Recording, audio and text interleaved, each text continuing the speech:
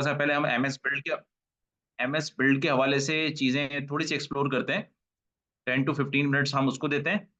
And after that जो है ना, क्योंकि ये एक सेशन में हम कवर नहीं करेंगे, हम थोड़ा थोड़ा जो है ना इसको हम बताते रहेंगे हर सेशन के अंदर, थोड़ा सा एमएस बिल्ड और जो भी न्यू एआई के अंदर डेवलपमेंट्स हो रही हैं उनको हम एक्सप्लोर करते जाएंगे। लेकिन इस पे हम ऐसा नहीं करेंगे कि पूरा सेशन इस पे लगा दें, लेकिन थोड़ा थोड़ा उसको हम जो है ना वो आपको एक्सप्लेन करते जाएंगे। तो इससे होगा फायदा ये है कि आप लोग भी जो है, जो टर्म्स यूज होंगी, जो चीजें यूज होंगी, आपके पास एक वीक का टाइम होगा कि आप भी उन टर्म्स को और उन चीजों को अच्छी तरह से एक्सप्लोर कर सकते हैं, और अगर आपको नहीं समझ में आए तो आप पूछ सकते हैं। दूसरा तरीका ये है कि भाई एक ही दफा पूरा सेशन करा दिया जाए 3 घंटे 2 घंटे का, तो फिर उसमें काफी चीजें ऐसी होंगी कि आपको समझ नहीं आएंगी, फिर आप परेशान होंगे, बोलेंगे कि यार ये तो एकदम से सारी चीजें बता दी हैं, अब हमें क्या क्या चीजें हम याद रखें क्या क्या नहीं। तो हम थोड़ी थोड़ी चीजें कवर करेंगे, और उसको आपके पास 1 वीक का टाइम है, उसको एक्सप्लोर करें चीजों को, और देखें वो है क्या, न्यू डेवलपमेंट्स क्या हो रही है, पता होना जरूरी है। क्योंकि जिस डायरेक्शन पे आप लोग जा रहे हैं ना, वो डायरेक्शन ये है कि उसमें अगर आपको इन चीजों की नॉलेज नहीं होगी तो आप लोग जस्ट लाइक ऐसा लगेगा शायद कि आप लोग कोई ऑब्सोलीट हो चुके हैं, यानी कि कोई नई दुनिया की बातें हो रही हैं और आप लोग किसी पुरानी दुनिया में रह रहे हैं।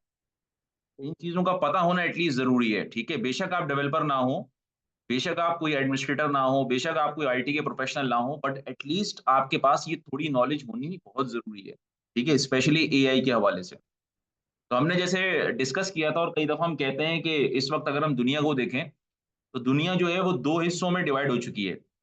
एक पार्ट वो है दुनिया का, वो लोग आते हैं उस पार्ट में, उन लोगों को कहा जाता है कि जो एआई को जानते हैं, ठीक है। और एक पार्ट दुनिया का वो है, या वो लोग हैं जो एआई को नहीं जानते, ठीक है। तो जिस तरीके से एआई दुनिया में फैल रही है, और इंसान जो है वो आहिस्ता आहिस्ता एआई को अडॉप्ट करता जा रहा है, उसको एज अ अपना असिस्टेंट के लिए, अपनी हेल्प के लिए वो यूज करता चला जा रहा है। तो जो अब बात हो रही है वो ये हो रही है कि जी हम डिजिटल ह्यूमंस बनाएंगे, ठीक है। क्या बनाएंगे? हम डिजिटल ह्यूमंस बनाएंगे। तो मैं अपनी ये स्लाइड शेयर करता हूँ आप लोगों के साथ, या अपने डॉक्यूमेंट्स शेयर करता हूँ।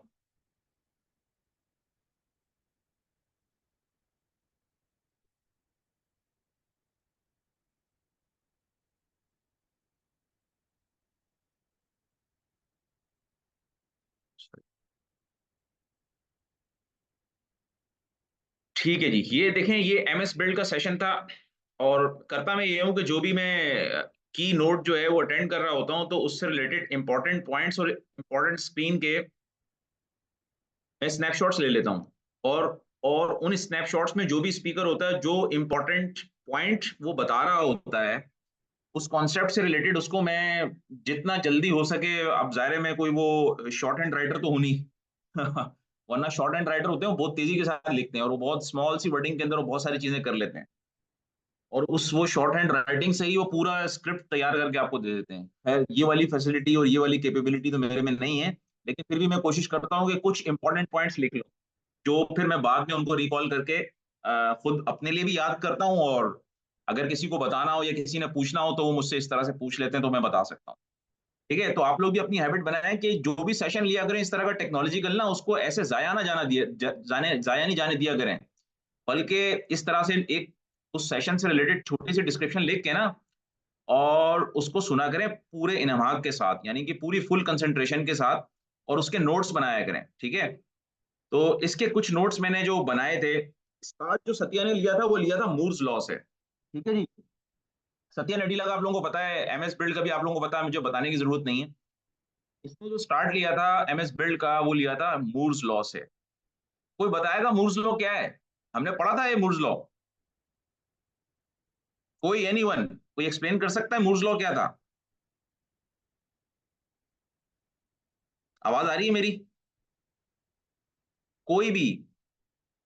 चलें, अगर बता नहीं सकते तो यहीं लिख दें, इसमें चैट में लिख दें, मुझे पता चल जाए ये मूर्स लॉ क्या था, अगर और आपको पता है।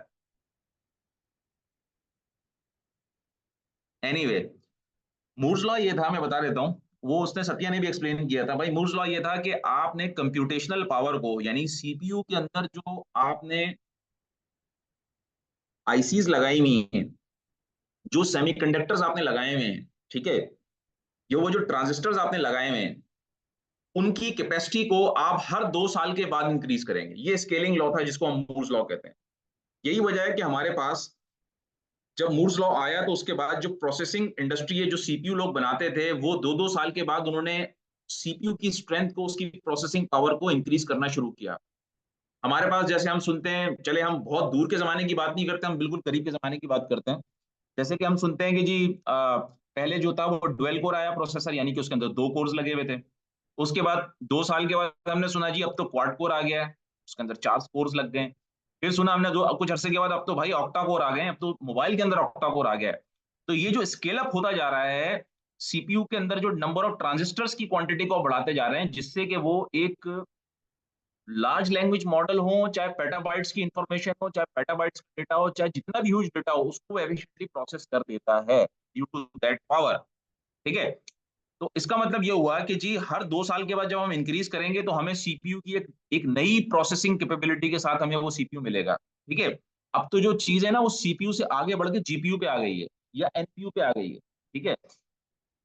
तो हमने ये भी डिस्कस किया था कि सीपीयू के साथ साथ कुछ स्पेशलाइज्ड प्रोसेसर्स भी बनाए गए, जैसे कि वो जीपीयू बनाया, ग्राफिक प्रोसेसिंग यूनिट बनाया, ताकि जो भी ग्राफिकल या ग्राफिक्स से रिलेटेड कंप्यूटेशंस हैं या प्रोसेसिंग्स हैं, जैसे अगर आप गेम खेल रहे हैं या कोई 3D मूवी चला रहे हैं, तो उसकी जो रेंडरिंग होती है या उसकी जो प्रोसेसिंग होती है वो आपकी किस पर होती है, वो आपकी जीपीयू पर होती है। वो सीपीयू उस वक्त के लिए फ्री हो जाता है, ताकि सीपीयू से आप कोई और काम ले सकें। इसी चीज को मल्टी प्रोसेसिंग या मल्टीटास्किंग कहते हैं। ठीक है। यानी कि आपका एक जो प्रोसेसर है वो मल्टीपल टास्क परफॉर्म कर रहा है सेम टाइम पर। ठीक है, with the help of their assistants.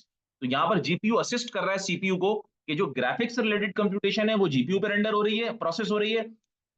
जो एआई से रिलेटेड कंप्यूटेशन होगी, अगर अब आप जो नए पीसीज आ रहे हैं उनके अंदर जो नए लैपटॉप्स आते हैं, जो एआई अनेबल्ड लैपटॉप्स हैं, वो एनपीयूज उनके अंदर लगे हुए हैं, यानी कि न्यूरल प्रोसेसिंग यूनिट लगे हुए हैं। यानी एआई से रिलेटेड, एआई की कंप्यूटेशन से रिलेटेड, न्यूरल प्रोसेसिंग से रिलेटेड कोई मॉडल्स की हम प्रोसेसिंग कर रहे हैं, लार्ज लैंग्वेज मॉडल को प्रोसेस कर रहे हैं या स्मॉल लैंग्वेज मॉडल को प्रोसेस कर रहे हैं। ये सारी प्रोसेसिंग जिसके के अंदर हम न्यूरल नेटवर्क्स की कंप्यूटेशन कर रहे हैं, न्यूरॉन्स को कंप्यूट कर रहे हैं। ठीक है। और कोई यानी कि इमेज प्रोसेसिंग परफॉर्म कर रहे हैं, कोई कंप्यूटर विजन से रिलेटेड चीज है उसके ऊपर काम कर रहे हैं, ये सारी वो फील्ड्स हैं जो कि एआई से रिलेटेड हैं। तो इनकी जब भी कंप्यूटेशन होगी, इनकी जब भी कैलकुलेशन होगी, तो वो अब किस पर होगी, वो एनपीयू पे होगी, यानी कि न्यूरल प्रोसेसिंग यूनिट पे एक स्पेशलाइज्ड एआई एनेबल्ड चिप्स बना दी गई हैं, जो कि आपके सिस्टम में लगी होंगी। तो अब आप जब आप कोई भी एआई बेस्ड एप्लीकेशन चलाएंगे या कोई काम खुद भी डेवलपमेंट करेंगे एआई बेस्ड मॉडल्स की, तो आपको क्लाउड पे जाने की जरूरत नहीं है। पहले क्या था मसला, पहले ये था कि एआई पे जितनी भी डेवलपमेंट हो रही थी वो सारी क्लाउड की प्रेमिसेस में हो रही थी। आपके पास कोई ऐसा सिंगल पीसी घर के अंदर नहीं था या लैपटॉप नहीं था कि जिसके ऊपर आप एआई के मॉडल्स बिल्ड कर सकते। इसलिए आपको क्लाउड पर जाना पड़ता था, आपको कंटेनर बनाने पड़ते थे और वो डिप्लॉय होती थी एप्लीकेशन जाके क्लाउड के ऊपर, अमेजोन पे, एजोर पे, गूगल पे।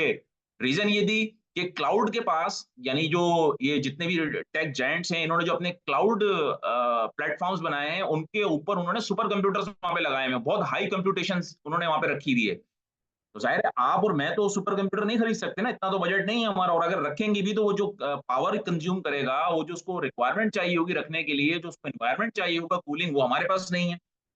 तो वो ये टेक जायंट्स पूरे डेटा सेंटर्स बिल्ड करते हैं। उन डेटा सेंटर्स के अंदर ये बड़े बड़े सर्वर्स रखे होते हैं, बड़े बड़े पीसी, ह्यूज सुपर कंप्यूटर्स रखे हुए होते हैं। वहां पर वो जो उसका एक सूटेबल एनवायरनमेंट है उसको क्रिएट किया जाता है। भाई 20 डिग्री सेंटीग्रेड टेम्परेचर ज्यादा नहीं होना चाहिए, 20 डिग्री या 16 डिग्री सेंटीग्रेड का टेम्परेचर वहां पर मेंटेन किया जाता है। ठीक है। वो इतना चिल्ड एनवायरनमेंट होता है। ठीक है।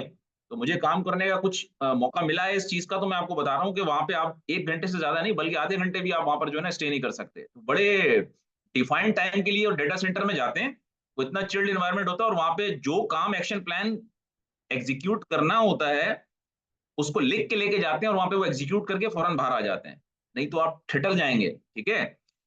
तो कहने का मकसद ये है कि ये सारी चीजें पहले क्लाउड पे थी, अब आपके पीसीज में आ गई हैं। अब ये जो को पायलट पीसी माइक्रोसॉफ्ट ने अपना दिया है, उसमें वो ये कह रहा है कि हम ऐसे पीसीज, ऐसे लैपटॉप्स निकालेंगे जिनके अंदर ये एआई की कंप्यूटेशनल चिप्स मौजूद होंगी। अब आपको क्लाउड पर जाने की जरूरत नहीं है, बल्कि आप अपने मॉडल अपने पीसी में, अपने लैपटॉप पे बिल्ड कर सकते हैं, और आपको कोई स्लोनेस फील नहीं होगी, और वो बहुत नॉर्मली प्रोसेस हो जाएंगे नॉर्मल टाइम के अंदर। ठीक है। तो ये इसने बताया, किसने, इसी एमएस बिल्ड के अंदर, कि कोपायलट प्लस पीसी यानी एआई एनेबल्ड पीसीज आएंगे। ये सत्या ने इसमें इस कॉन्फ्रेंस में एक यही चीज बताई थी, आइडेंटिफाई करके इसने बताया था। ठीक है। फिर ये लेके आया कि जी माइक्रोसॉफ्ट को पायलट हम जो है ना वो अपने तमाम प्रोडक्ट लाइंस में अटैच कर देंगे, यानी कि को पायलट एक तरीके का आपका एक ओपन एआई का, आप ऐसा समझ लें कि एक आपका पर्सनल जीपीटी एजेंट है। एक पर्सनल जीपीटी जैसे ओपन ओपन जैसे आपका चैट जीपीटी है ना, उस तरीके का ये आपका एक पर्सनल जीपीटी है, जो कि क्या करेगा, फर्ज करें कि आप एमएस वर्ड में काम कर रहे हैं, तो जैसे अब जब आप ये क्या कहते हैं कोपायलट बेस्ड विंडोज इंस्टॉल करेंगे, जो कि आपकी एआई एनेबल्ड पीसीज में इंस्टॉल होगी, तो जैसे ही आप कोपायलट बेस्ड विंडो इंस्टॉल करेंगे तो उसके अंदर एक तो ये जर्नल कोपायलट आपके क्या होगा, वो आ जाएगा, आपके साथ ही इंस्टॉल आ जाएगा जर्नल कोपायलट। फिर इसके अलावा प्रोडक्ट स्पेसिफिक कोपायलट भी होगा, यानी अगर मैं एमएस वर्ड पे काम कर रहा हूं, तो यहां पर जैसे ही मैं काम ये डबल क्लिक करके डॉक्यूमेंट को ओपन करूंगा, यहां पर साइड में मेरे पास क्या होगा, एमएस वर्ड का कोपायलट भी आ जाएगा।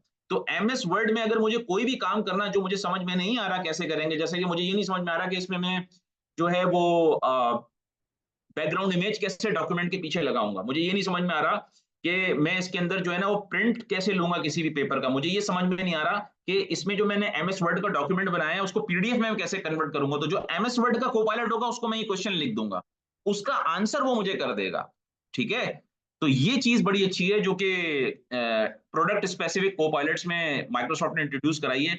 अब माइक्रोसॉफ्ट की चाहे आप एमएस ऑफिस ले लें, उसकी एमएस ऑफिस की जितनी भी सब प्रोडक्ट्स हैं, चाहे वो एमएस वर्ड है, माइक्रोसॉफ्ट एक्सेल है, पावर पॉइंट है, ठीक है, इसके अलावा जितनी भी प्रोडक्ट्स माइक्रोसॉफ्ट, इवन विंडोज है, तो इवन विंडोज की जो हेल्प पहले हम लेते थे, यहाँ पे सर्च में हम हेल्प हेल्प में लिखते थे ना, यहाँ पर कि कोई भी चीज हमें सर्च करनी होती थी तो हम लिखते थे, ये सब अब कोपायलट बेस्ड इंटीग्रेशन होगी। जैसे मुझे देखे, मैंने जब यहाँ सर्च में किया तो ये इसने मुझे पहले ऑप्शन दे दिया कि भाई आप कोपायलट से सर्च करिए, आप नॉर्मल सर्च ना करें, आप कोपायलट से पूछें।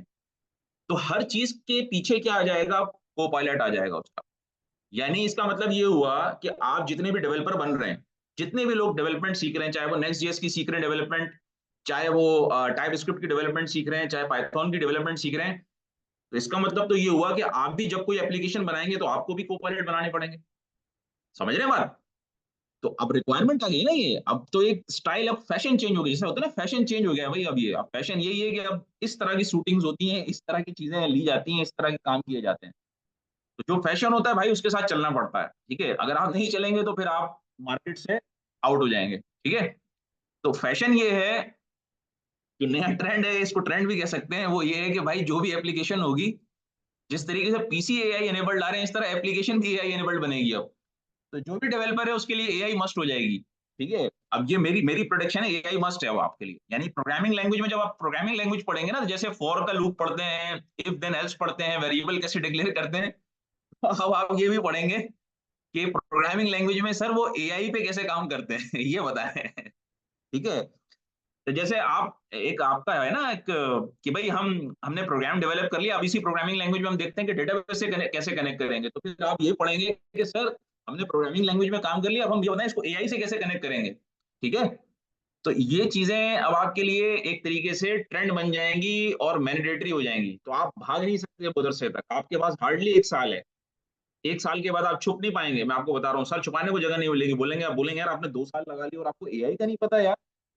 तो ये इस पे फोकस करना और इस हवाले से इस तरह से अपने आप को बिल्ड करना बहुत जरूरी है। मैं ये नहीं कह रहा कि फौरन आप जंप इन हो जाए एआई में, नहीं, लेकिन इसकी एटलीस्ट नॉलेज एक्वायर करना शुरू करें, ताकि आपका एक नॉलेज बेस बनना शुरू हो जाए कि हाँ यार अगर मैं एआई में जाना चाहूंगा या जाना चाहूंगी तो मुझे क्या क्या करना पड़ेगा, और मुझे क्या क्या चीजें अपने अंदर स्किल्स जो है ना वो डेवलप करने हैं। तो आप अपने जो प्रोग्रामिंग लैंग्वेजेस यूज कर रहे हैं, चाहे आप टाइप स्क्रिप्ट यूज कर रहे हैं, चाहे आप पाइथन यूज कर रहे हैं, उसके थ्रू आप क्या कर सकते हैं कि ओपन एआई और कोपायलट की एपीआईज को आप कॉल कर सकते हैं, और कॉल करके और एआई एनेबल्ड फंक्शनैलिटी अपनी एप्लीकेशन के अंदर इंट्रोड्यूस करवा सकते हैं। तो ये एक चीज थी जो कि उसने बताई, ठीक है। तो कोपायलट स्टैक जो है वो बेसिकली डेवलपमेंट एनवायरनमेंट है कोपायलट का, ठीक है। कोपायलट माइक्रोसॉफ्ट कोपायलट का मतलब ये कि माइक्रोसॉफ्ट विंडोज जो है वो अब कोपायलट के साथ आएगी। कोपायलट पीसी का मतलब क्या है कि कोपायलट पीसी के अंदर जो है वो क्या होगा, एआई अनेबल्ड चीजें लगी हुई होंगी, एनपीयूज होंगे, natural neural processing unit, NPU, neural processing unit,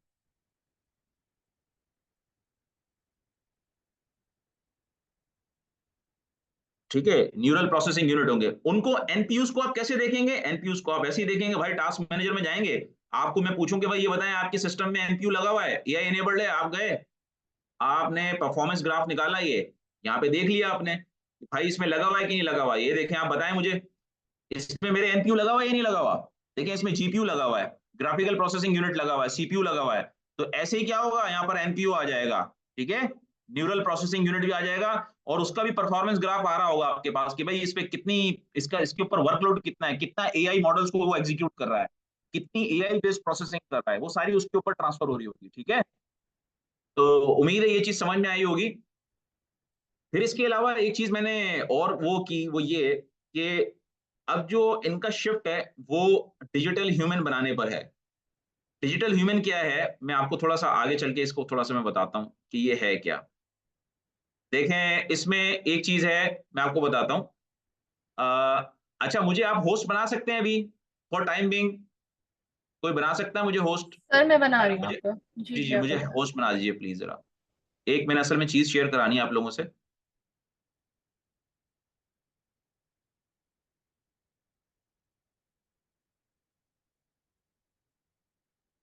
ठीक है।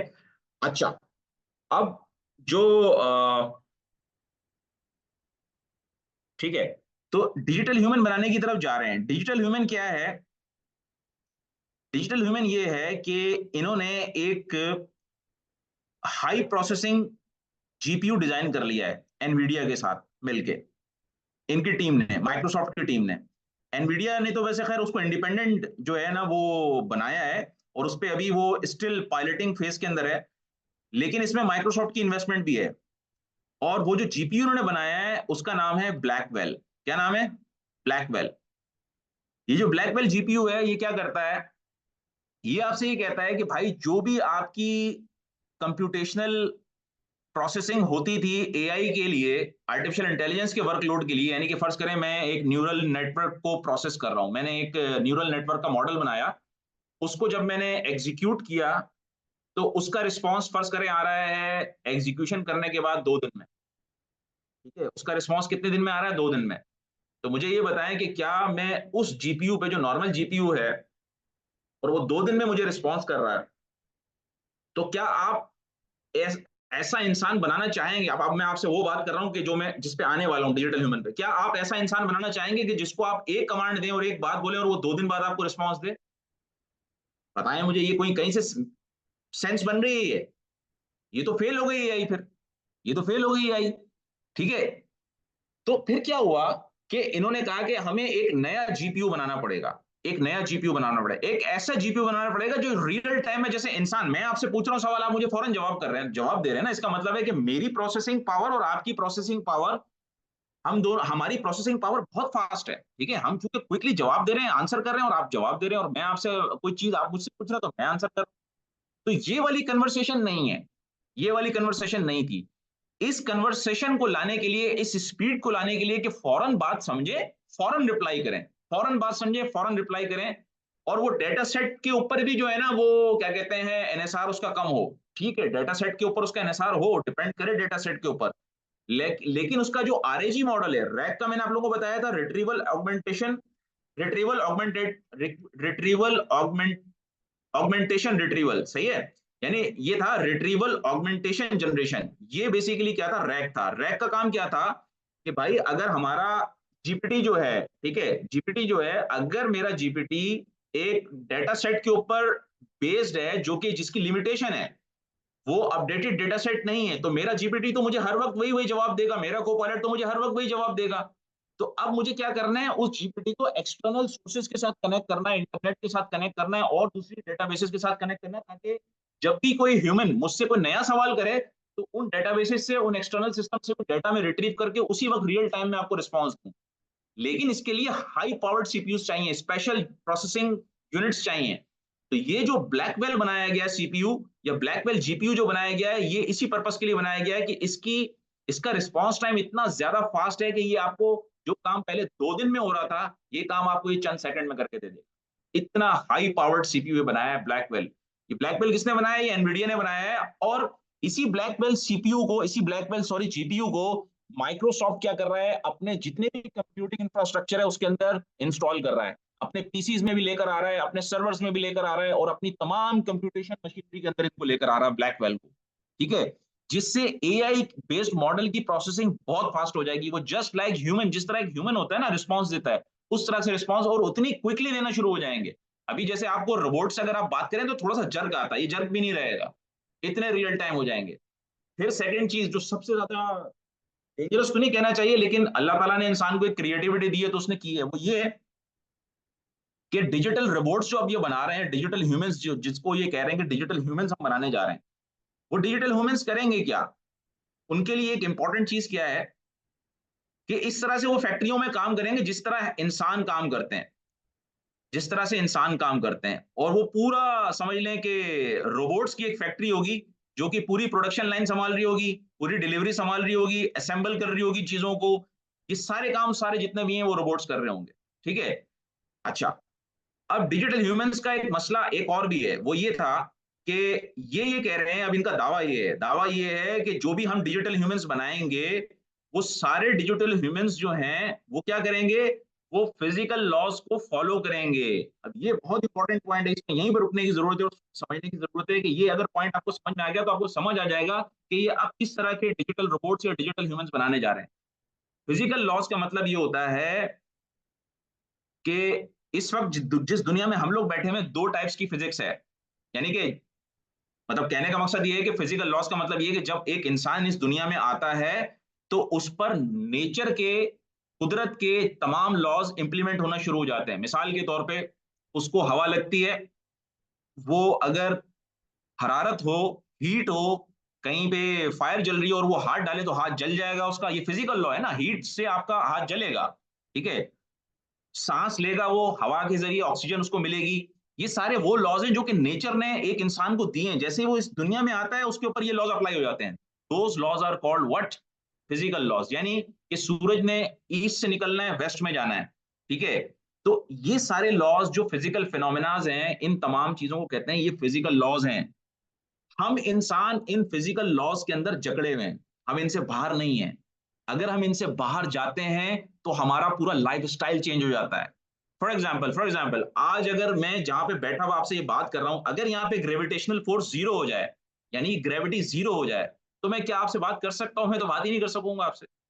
ना मेरी साउंड की, मैं जब आपसे बात कर रहा हूं तो मेरी साउंड एनर्जी कन्वर्ट हो रही है ना, मैं साउंड एनर्जी में बात कर रहा हूँ, वो एनर्जी कन्वर्ट होकर आप तक जा रही है। ठीक है। और वो पूरे सिस्टम से पूरी होती हुई रिकॉर्ड होती हुई जा रही है। तो ये तो मेरी फिर बात होगी नहीं, मेरा मीडियम ही खत्म हो जाएगा ना। अगर अभी आप ये एयर खत्म कर दें यहाँ से, तो मेरी आवाज आप तक पहुंच सकेगी? कभी भी नहीं पहुंच सकेगी, क्योंकि मैंने फिजिकल लॉस को छेड़ दिया, इस दुनिया के फिजिकल लॉस को छेड़ दिया। इसका मतलब ये हुआ कि अगर ह्यूमन ने इस जमीन के ऊपर एग्जिस्ट करना है तो वो अल्लाह ने उसकी बॉडी जो बनाई है वो यहाँ के फिजिकल लॉस के हिसाब से बनाई है। तो अब ये जो डिजिटल ह्यूमन बनाएंगे और उसने इस दुनिया में एग्जिस्ट करना है और इंसानों के मुकाबले में काम करना है, तो वो भी उन फिजिकल लॉस को फॉलो करे। जैसे फॉर एग्जाम्पल, आप एक एक इंसान को, जो एक समझदार इंसान हो, उसको आप एक शीशे का गिलास दें, तो उसको पता है कि यार मुझे शीशे के गिलास को या कागज के गिलास को बहुत आराम से पकड़ना है, क्योंकि ये जो इसमें मटेरियल यूज हुआ है वो तो बहुत ही सॉफ्ट है, अगर मैंने उसको जोर से पकड़ा तो टूट जाएगा। क्यों? ये उसके माइंड में ट्रेनिंग हो चुकी है। जब वो स्कूल में था, जब वो पेरेंट्स उसमें था, बच्चा था, उसके पेरेंट्स ने, उसके स्कूल के टीचर्स ने उसकी मोटर स्किल्स ये डेवलप कर दी हैं कि बेटा नहीं, ये आपकी ये जो मैटर है ना, ये सॉलिड है, ये लिक्विड नहीं है। तो इसको आपने आराम से पकड़ना है। लिक्विड है तो उसको आपने कैसे पकड़ना है, गैस होगी तो उसको आपने क्या करना है। ये सारी चीजें बिल्ड कर दी गई हैं इंसान में। ठीक है। तो रोबोट के अंदर भी ये सारी चीजें बिल्ड कर दी गई हैं। रोबोट भी आपका उसी तरीके से बिहेव करेगा, फिजिकल रिस्पॉन्सेस उसी तरीके से देगा, वो लॉज ऑफ फिजिक्स को फॉलो करेगा जैसे कि हम आम इंसान करते हैं। फिर जो डिजिटल ह्यूमन बनाएंगे, वो डिजिटल ह्यूमन अपने जैसे नए ह्यूमंस भी बनाएगा, क्योंकि इंसानों का एक अल्लाह ताला ने काम प्रोडक्शन भी दिया हुआ है ना, कि वो नए इंसान प्रोड्यूस करते हैं। सिमिलरली रोबोट्स होंगे, वो नए रोबोट्स बना रहे होंगे। ठीक है। फिर क्या है कि जी ठीक है, आपने ये कर लिया, तो अब हम क्या करें? तो अब हम ये करें कि अगर हमने फिजिकल रोबोट जो कि फिजिकल लॉज को फॉलो करता है, जो लॉज ऑफ फिजिक्स को फॉलो करेगा, अगर हमने वो बना दिया, तो जी अब हम सुकून में आ जाएंगे कि हाँ यार, अब हम ये कह सकते हैं कि हमने इंसान का एक ऑल्टरनेट इंसान बना दिया। ठीक है। और जब वो ऑल्टरनेट इंसान बन जाएगा, तो फिर फैक्ट्रीज पूरी डिजिटल फैक्ट्रीज हुआ करेंगी, वहां पर इंसानों की जरूरत नहीं रहेगी। फिर वहां पे सिर्फ रोबोट्स काम करेंगे, और वो उसी तरीके से काम करेंगे, और ना उनको भूख लगेगी, ना उनको नींद आएगी, ना उनके अंदर इमोशंस होंगे, और वो जितना काम आप उनसे कराते जाएं वो करते चले जाएंगे। प्रोडक्शन हाई हो जाएगी, सारी चीजें हाई हो जाएंगी, लेकिन जो दूसरे इंसान हैं वो बेचारे पीछे रह जाएंगे। ये एक इसका ड्रॉबैक है। बट इसी के अंदर से चीजें निकलेंगी। अब ये जो है ये नया वो है, ठीक है। अब इसके लिए सबसे पहले इन्होंने क्या किया कि प्रोसेसिंग यूनिट बहुत फास्ट बनाए, जैसे ब्लैकबेल पे काम कर रहा है, मैंने आपको बताया, ठीक है। ब्लैकबेल जो है वो काम जो कि शायद आम एआई की चिप जो है, जो एक नॉर्मल एनपीयू है, वो शायद 2 दिन में करे, ब्लैकबेल उसको आपको चंद सेकंड में करके दे देगा, ठीक है। और इसकी प्रेजेंटेशन जो है, इसने जो जो एनवीडिया का सीईओ है जॉनसन है, इसने लास्ट जो कंप्यूटेक्स हुई है अभी कोई परसों हुई है ये लाइव कॉन्फ्रेंस, ठीक है, मैंने अटेंड की है ये कॉन्फ्रेंस भी। इसमें इसने ये प्रेजेंट किया है इस जीपीयू को, और इसमें इसने ये बताया है कि ब्लैकबेल जीपीयू जो है वो इतना ज्यादा हाई पावर्ड और इतना हाई कंप्यूटेशनल इसकी प्रोसेसिंग स्पीड है कि ये काम जो एक नॉर्मल एआई जो है वो शायद 2 दिन में करे, एआई की चिप ये काम आपको सेकंड्स में करके दे देगा, ठीक है। तो यहां तक हम चीजों को रोकते हैं, और फिर उसके बाद हम इंशाल्लाह इसको आगे मजीद देखेंगे, ठीक है। तो आज अपने आप को हम यहीं तक रोकते हैं कि जी को पायलट्स हैं, डिजिटल ह्यूमंस हैं, इनके ऊपर देखिए ब्लैक वेल को जरा सर्च कीजिए, तीन तीन टर्म्स निकल के आ रही हैं, मैं लिख भी देता हूँ चैट चैट बॉक्स में। नंबर 1 आरएजी है, ब्लैक वेल है,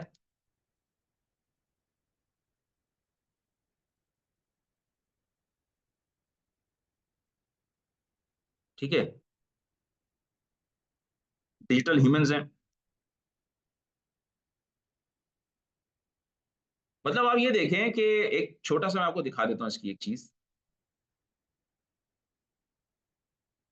ये इसकी पायलट प्रोजेक्ट है जो इन्होंने बनाया ना, पायलट प्रोजेक्ट, ये ब्लैकबेल का पायलट प्रोजेक्ट है जिसपे कि अभी साइंटिस्ट काम कर रहे हैं, ठीक है, प्रोडक्शन लाइन में भी ये जाने वाला है, ठीक। अच्छा, एक चीज जो इसने बताई वो बहुत ज्यादा अच्छा, अब आप ये देखें, इसने भी मूर्स लॉ को एक्सप्लेन किया है। हर चीज जो जीपीयू और सीपीयू से रिलेटेड है उसमें मूर्स लॉ को लाजमी डिफाइन किया जाता है। ये भी जॉन से, ये जो एनवीडिया का था सीईओ, इसने भी मूर्स लॉ को डिफाइन किया। इसने बताया कि हमने उसको भी ब्रेक करने की तरफ जा रहे हैं, मूर्स लॉ को भी, और नई स्केलेबिलिटी का फॉर्मूला लेकर आएंगे, ठीक है, क्योंकि अब पावर बहुत तेजी के साथ चाहिए, अब 2 साल का वेट नहीं कर सकते, ठीक है। तो ये चीज है कि जो कि इन्होंने इसमें डिफाइन की है, डिजिटल ह्यूमंस की ये सरफेस बनाते जा रहे हैं शक्ल, ठीक है। मॉडल्स जो होंगी वो भी उन्होंने बताया, आपको कोई इस तरह के सेलिब्रिटीज को रखने की जरूरत नहीं है, हम आपको इतने इंटेलिजेंट सेलिब्रिटीज बना के देंगे कि वो रोबोट सेलिब्रिटीज होंगे, आपको कुछ करने की जरूरत नहीं है। डिजिटल असिस्टेंट डॉक्टर्स होंगे, आपको अगर कुछ भी पूछना है अपना, आपको कोई सिम्टम्स हैं किसी बीमारी के, आप बताएं डॉक्टर को, बताएं डिजिटल डॉक्टर को, वो खुद सारा आपको पूरी प्रिस्क्रिप्शन के साथ आपको सारी इंफॉर्मेशन देगा। आपके पास ऐसे सेल्स एजेंट होंगे कि जब आप किसी भी शॉप पे जाएंगे शॉपिंग करने के लिए, वो पूरा आपको गाइड करेंगे, ठीक है। तो आपके पास डिजिटल इंटीरियर डिजाइनर होंगे, अगर आपने अपने रूम का मैप बनवाना है या उसको डिजाइन करना है, वो सारा आपको आपकी प्रेफरेंसेस के मुताबिक सब चीजें आपको डिजाइन करके दे देंगे, ठीक है। इस तरह के आपके पास असिस्टेंट्स होंगे जो कि आपको प्रोडक्ट लाइंस के अंदर, जैसे कि अभी हम जाते हैं ना स्टोर पे, तो उनके असिस्टेंट्स होते हैं जो हमें गाइड कर रहे होते हैं कि भाई ये वाली प्रोडक्ट यहाँ पर है, ये वाली प्रोडक्ट, ये सब कुछ ये आपको गाइड करेंगे, कोई जरूरत नहीं है अब आपको कह रहे हैं इंसानों को रखने की। तो ये सारी चीजें जो हैं, ये एक डिजिटल ह्यूमन है, रियल डिजिटल ह्यूमन, ठीक है। तो ये चीज है, ठीक है। तो इसको हम यहीं पे स्टॉप करते हैं, और हम अब आगे बढ़ते हैं। 1 मिनट के अंदर हम स्टार्ट करते हैं अपना जो जिसे कहते हैं कि ऑपरेटिंग सिस्टम, जो हमने डिसाइड किया था कि अब हम जो है मूव करेंगे ऑपरेटिंग सिस्टम पर, ठीक है। हमने मेमोरी पढ़ ली थी, हार्ड डिस्क हमने पढ़ ली थी, इसके अलावा हमने बायोस को पढ़ लिया था। अब हमारा नेक्स्ट टारगेट जो है वो ऑपरेटिंग सिस्टम है, ठीक है। और ये हमारा समझ लें कि एक ये वो ट्रांजिशन हमारी हो रही है कि जिसमें हम ऑपरेटिंग सिस्टम, और ऑपरेटिंग सिस्टम के साथ ही हम लिनक्स को पढ़ेंगे। लिनक्स को रखने का मैंने बताया था क्यों मैंने इसको रखा है लिनक्स को, क्योंकि आगे आप कुछ भी काम करेंगे, चाहे एआई में काम करें, देखें कहीं पे भी आपको ये नजर नहीं आएगा कि एआई के कंप्यूटेशनल मॉडल जो है वो विंडोज पे बन रहे हैं, नहीं। सारी कंप्यूटेशन पीछे जितनी भी हाई पावर्ड कंप्यूटेशन होती है वो सारी लिनक्स ऑपरेटिंग सिस्टम पे, जितनी बड़ी एप्लीकेशंस बनती हैं, जितनी एंटरप्राइज एप्लीकेशन बनती है, जितनी रिसर्च एंड डेवलपमेंट होती है, वो ज्यादातर लिनक्स पे होती है। अभी भी आप जब माइक्रो सर्विसेज पे काम करेंगे, कंटेनर्स पे काम करेंगे, वो सारा लिनक्स का एनवायरनमेंट है, तो वहां फिर आप जो है प्रॉब्लम में आ जाएंगे अगर आपने ये चीजें नहीं की, ठीक है। तो इसलिए लिनक्स ऑपरेटिंग सिस्टम को करना बहुत जरूरी है। अच्छा, अब मुझे 1 मिनट दें, और कोई क्वेश्चन अगर किसी का है तो वो चैट बॉक्स में पूछ सकता है या मुझसे वैसे पूछ सकता है। 1 मिनट का मुझे वक्फा दें।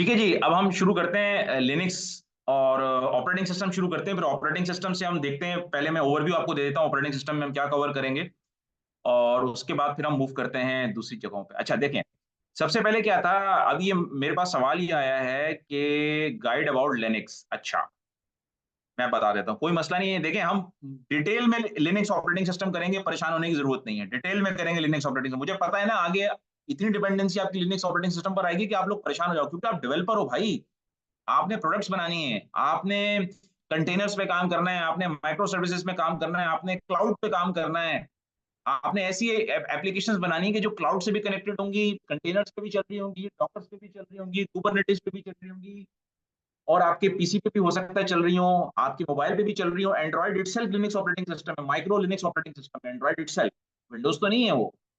तो लिनक्स पे काम करना इसलिए बहुत जरूरी है, अगर आप लिनक्स पे नहीं काम करेंगे आपको नहीं आगे चीजें समझ में आएंगी। ठीक है, तो मैं इसमें ये बता दूं कि लिनक्स ऑपरेटिंग सिस्टम, जैसे कि इन्होंने पूछा है आफाक ने, कि हम WSL करेंगे या फिर कंप्लीट लिनक्स को इंस्टॉल करेंगे।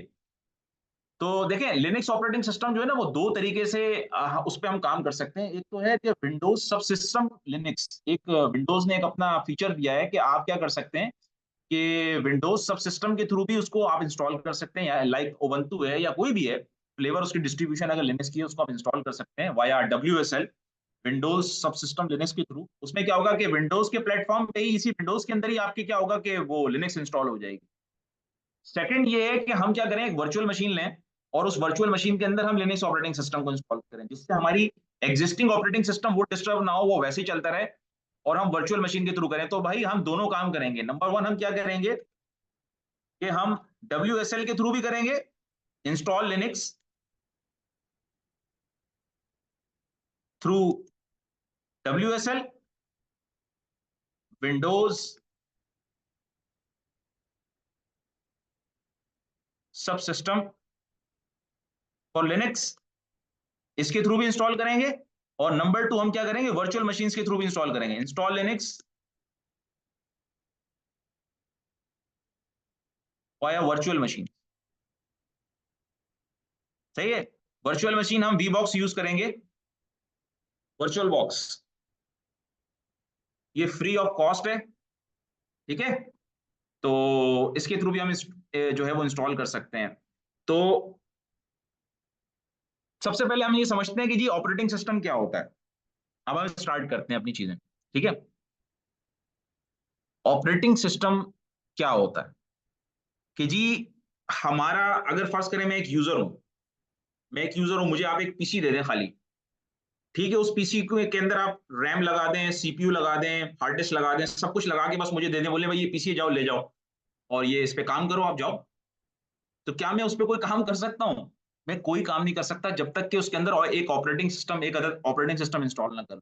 चाहे मैं विंडोज का ऑपरेटिंग सिस्टम इंस्टॉल करूँ, नॉर्मली हम जब लाते हैं घर पे लैपटॉप या पीसी खरीद के लाते हैं, तो उसके अंदर हमें विंडोज का ऑपरेटिंग सिस्टम बाय डिफॉल्ट वो लोग इंस्टॉल करके देते हैं ना। इसी तरीके से लिनक्स भी ऑपरेटिंग सिस्टम है। अगर हम मैकबुक खरीदते हैं तो उसके अंदर हमें मैक का ऑपरेटिंग सिस्टम इंस्टॉल मिलता है। अगर खाली वो हमें मैकबुक दे दें और बोले भाई ये लो ले जाओ और जाओ काम करो अपना, तो आप काम कर सकते हैं? नहीं कर सकते। तो ऑपरेटिंग सिस्टम होना बहुत जरूरी है, लैपटॉप हो या पीसी हो या सर्वर हो या कोई भी चीज हो, चाहे आपकी स्मार्ट वॉच ही क्यों ना हो, चाहे आपका एंड्रॉइड मोबाइल ही क्यों ना हो, चाहे आपका आईफोन ही क्यों ना हो, हर चीज के अंदर सबसे पहले हार्डवेयर के ऊपर एक लेयर लगाई जाती है। उस लेयर को क्या कहते हैं? उसको कहते हैं ऑपरेटिंग सिस्टम। अभी अगर आप इस पिक्चर को देखें तो इस पिक्चर में क्या हो रहा है?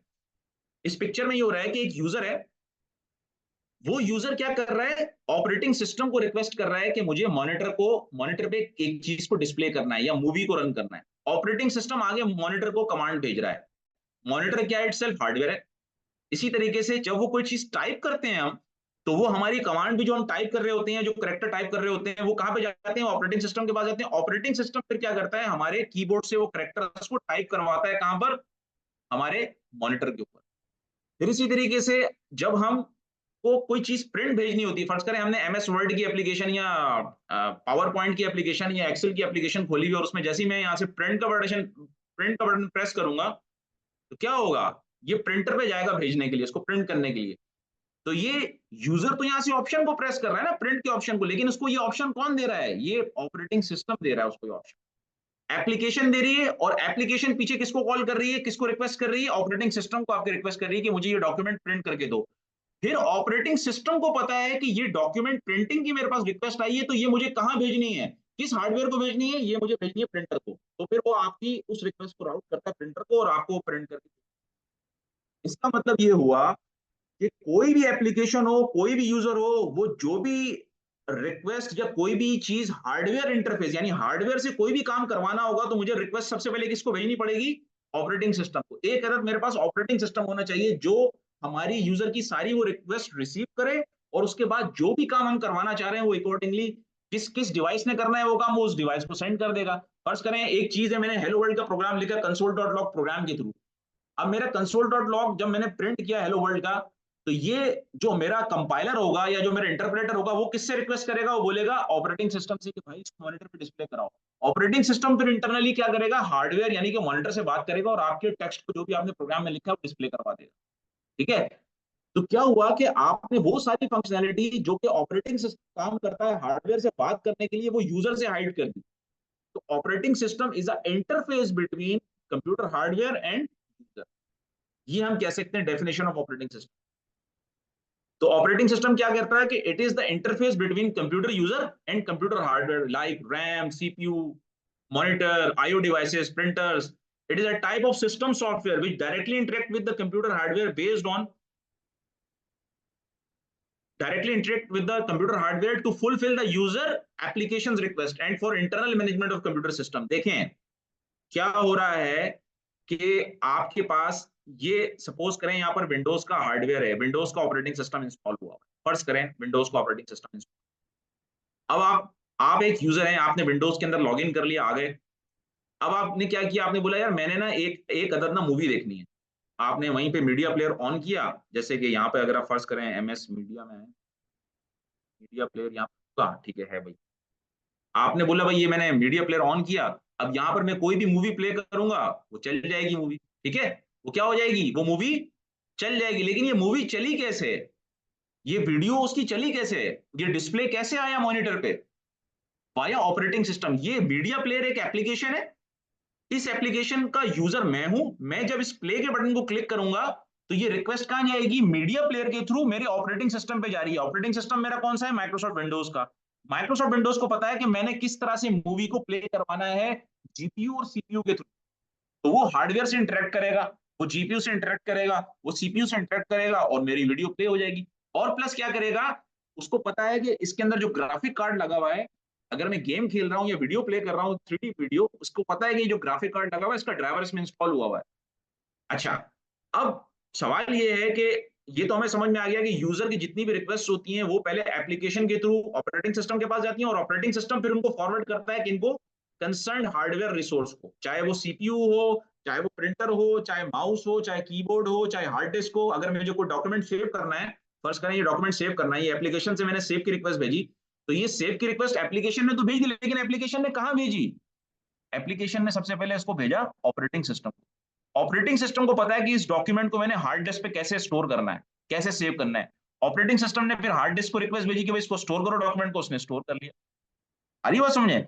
तो यूजर की जितनी भी रिक्वेस्ट हैं जो भी वो अपने एप्लीकेशन के थ्रू भेजता है, वो सारी रिक्वेस्ट कहाँ रिसीव होती है, कहाँ जाती हैं, वो जाती हैं ऑपरेटिंग सिस्टम के पास। ऑपरेटिंग सिस्टम से फिर कहाँ जाती है, कंसर्न हार्डवेयर के पास जो भी काम करना होता है। तो operating system is the interface between user and hardware. अब हम आगे चलते हैं, ऑपरेटिंग सिस्टम के और क्या काम होते हैं भाई। ऑपरेटिंग सिस्टम का काम मेमोरी मैनेजमेंट है, आपकी पूरी आपकी रिसोर्सेज की मैनेजमेंट करता है पूरा ऑपरेटिंग सिस्टम। यानी अगर आप फर्ज करें चार आपके पास टास्क चल रहे हैं, ठीक है, तो आपने फर्ज करें एक और टास्क रन कर दिया, चार आपने डॉक्यूमेंट्स खोले में आपने पांचवा एक और डॉक्यूमेंट खोल दिया, तो उसको भी रिसोर्सेज देनी होंगी। वो चार चार जो डॉक्यूमेंट्स हैं वो भी कहीं ना कहीं मेमोरी में जगह ले रहे होंगे, वो कहीं ना कहीं सीपीयू पे साइकिल्स कंज्यूम कर रहे होंगे, सीपीयू पे प्रोसेसिंग को कंज्यूम कर रहे होंगे। जब मैं fifth document Microsoft MS word को ओपन करूंगा तो वो भी मेमोरी में भी स्पेस लेगा, और क्या कहते हैं सीपीयू पे उसकी कंप्यूटेशन भी लेगा सीपीयू की। तो उसकी जो सारी रिसोर्स मैनेजमेंट हो रही है तमाम डॉक्यूमेंट्स की, वो कौन कर रहा होगा, वो ऑपरेटिंग सिस्टम कर रहा होगा। इसके अलावा आईओ मैनेजमेंट कर रहा होगा कि कब मैं जब भी आपसे बात कर रहा हूं तो मेरी वॉइस मेरे कंप्यूटर में रिकॉर्ड होकर आप तक जा रही है वाया जूम एप्लीकेशन, लेकिन इस जो मेरे मेरे मेरे, मेरे लैपटॉप के अंदर जो जिसे कहते हैं ना कि मेरा जो वॉइस रिकॉर्डर है या मेरा जो ऑडियो का ड्राइवर है जो ये कैप्चर कर रहा है मेरी वॉइस को, वो तो एक हार्डवेयर है ना। उसको कौन मैनेज कर रहा है? वो मैनेज कर रहा है ऑपरेटिंग सिस्टम। ठीक है। इसी तरह मेरी फाइल्स की मैनेजमेंट मेरे पास, ये देखें, अब मैं फाइल एक्सप्लोरर ओपन करता हूं, जब मैंने फाइल एक्सप्लोरर को ओपन किया तो ये सारी फाइल्स मेरे पास ओपन हो गई। ये हार्ड डिस्क से कौन रिट्रीव करके लाया है यहाँ पर, और इस फाइल एक्सप्लोरर की एप्लीकेशन में कौन दिखा रहा है? ये ऑपरेटिंग सिस्टम दिखा रहा है। ठीक है। तो ये सारा काम ऑपरेटिंग सिस्टम का है। फिर हम आगे चलते हैं। फिर क्या काम करता है? फाइल मैनेजमेंट कर रहा है, इसके अलावा कमांड इंटरप्रेटर है। भाई मैं जो कमांड्स देता हूँ वो ऑपरेटिंग सिस्टम एग्जीक्यूट करता है। जैसे उसने मुझे एक कमांड इंटरप्रेटर का कंसोल दिया है जिसको मैं सीएमडी कहता हूँ, ये मुझे ऑपरेटिंग सिस्टम ने दिया है ना। ऑपरेटिंग सिस्टम ने मुझे ये कमांड प्रॉम्प्ट या कमांड इंटरप्रेटर दिया है कि भाई अगर आपने कोई, फर्ज करें आप जीयूआई के यूजर नहीं है, आप कमांड से कोई चीज मुझे देना चाहते हैं, तो मैं वो भी रिसीव करूंगा और वो भी काम मैं आपको करा के दूंगा। जैसे फॉर एग्जाम्पल मैंने यहाँ पे बहुत सारी चीजें टाइप कर दी, बहुत सारी चीजें टाइप कर दिया, मैं चाहता हूं कि मैं ये इस वाले कंसोल को क्लियर करूं, तो मैंने क्या कमांड दी? सीएलएस की, क्लियर स्क्रीन की। उसने क्या किया? स्क्रीन को क्लियर कर दिया मेरे कंसोल को। ये जब मैंने सीएलएस की कमांड दी, तो ये किसने इस पूरी स्क्रीन को क्लियर किया? ये ऑपरेटिंग सिस्टम ने किया। ये सीएलएस की कमांड कहां गई? ऑपरेटिंग सिस्टम के पास गई कि यूजर ने क्लियर स्क्रीन की रिक्वेस्ट भेजी है, तो उसने क्लियर कर दिया। तो एवरीथिंग जो भी यूजर की इनपुट्स हैं, जो भी यूजर किसी भी हार्डवेयर से कोई काम कराना चाहता है, वो सबसे पहले अपनी रिक्वेस्ट किसको सेंड करता है? ऑपरेटिंग सिस्टम के पास रिसीव होती है, और फिर ऑपरेटिंग सिस्टम उस स्पेसिफिक हार्डवेयर को देता है। ठीक है। तो यहां तक कॉन्सेप्ट क्लियर हुआ है? जी जनाब। कोई बता सकता है कि कोई अगर चीज कोई ऐसी है जो कि पूछना चाहे तो प्लीज पूछिए।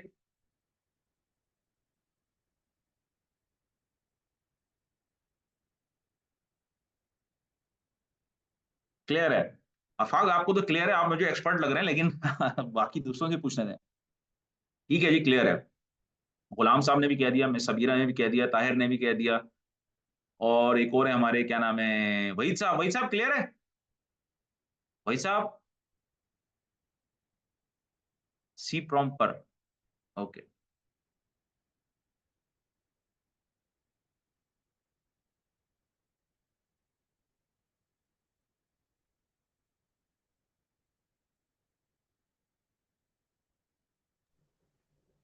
ठीक।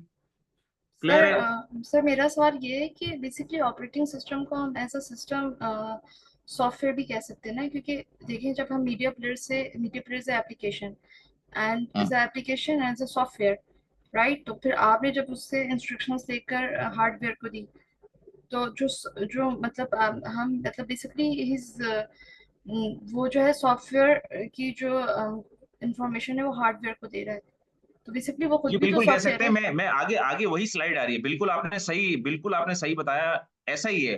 ऑपरेटिंग सिस्टम कोई ऐसी चीज नहीं है कि जिसको हम कहें कि जी ये कोई हार्डवेयर टाइप चीज है। नहीं, ऑपरेटिंग सिस्टम भी एक सॉफ्टवेयर है जो इंसानों ने लिखा हुआ है। ठीक है। ऑपरेटिंग सिस्टम कोई ऐसी चीज नहीं है जिसको आप फिजिकल टच कर सकते हैं, नहीं। इनटेंजिबल है वो भी, सही है, टेंजिबल नहीं है। टेंजिबल चीजें वो हार्डवेयर कहलाती है ना, जैसे आप माउस को टच कर सकते हैं, फिजिकली आपको फील होता है वो।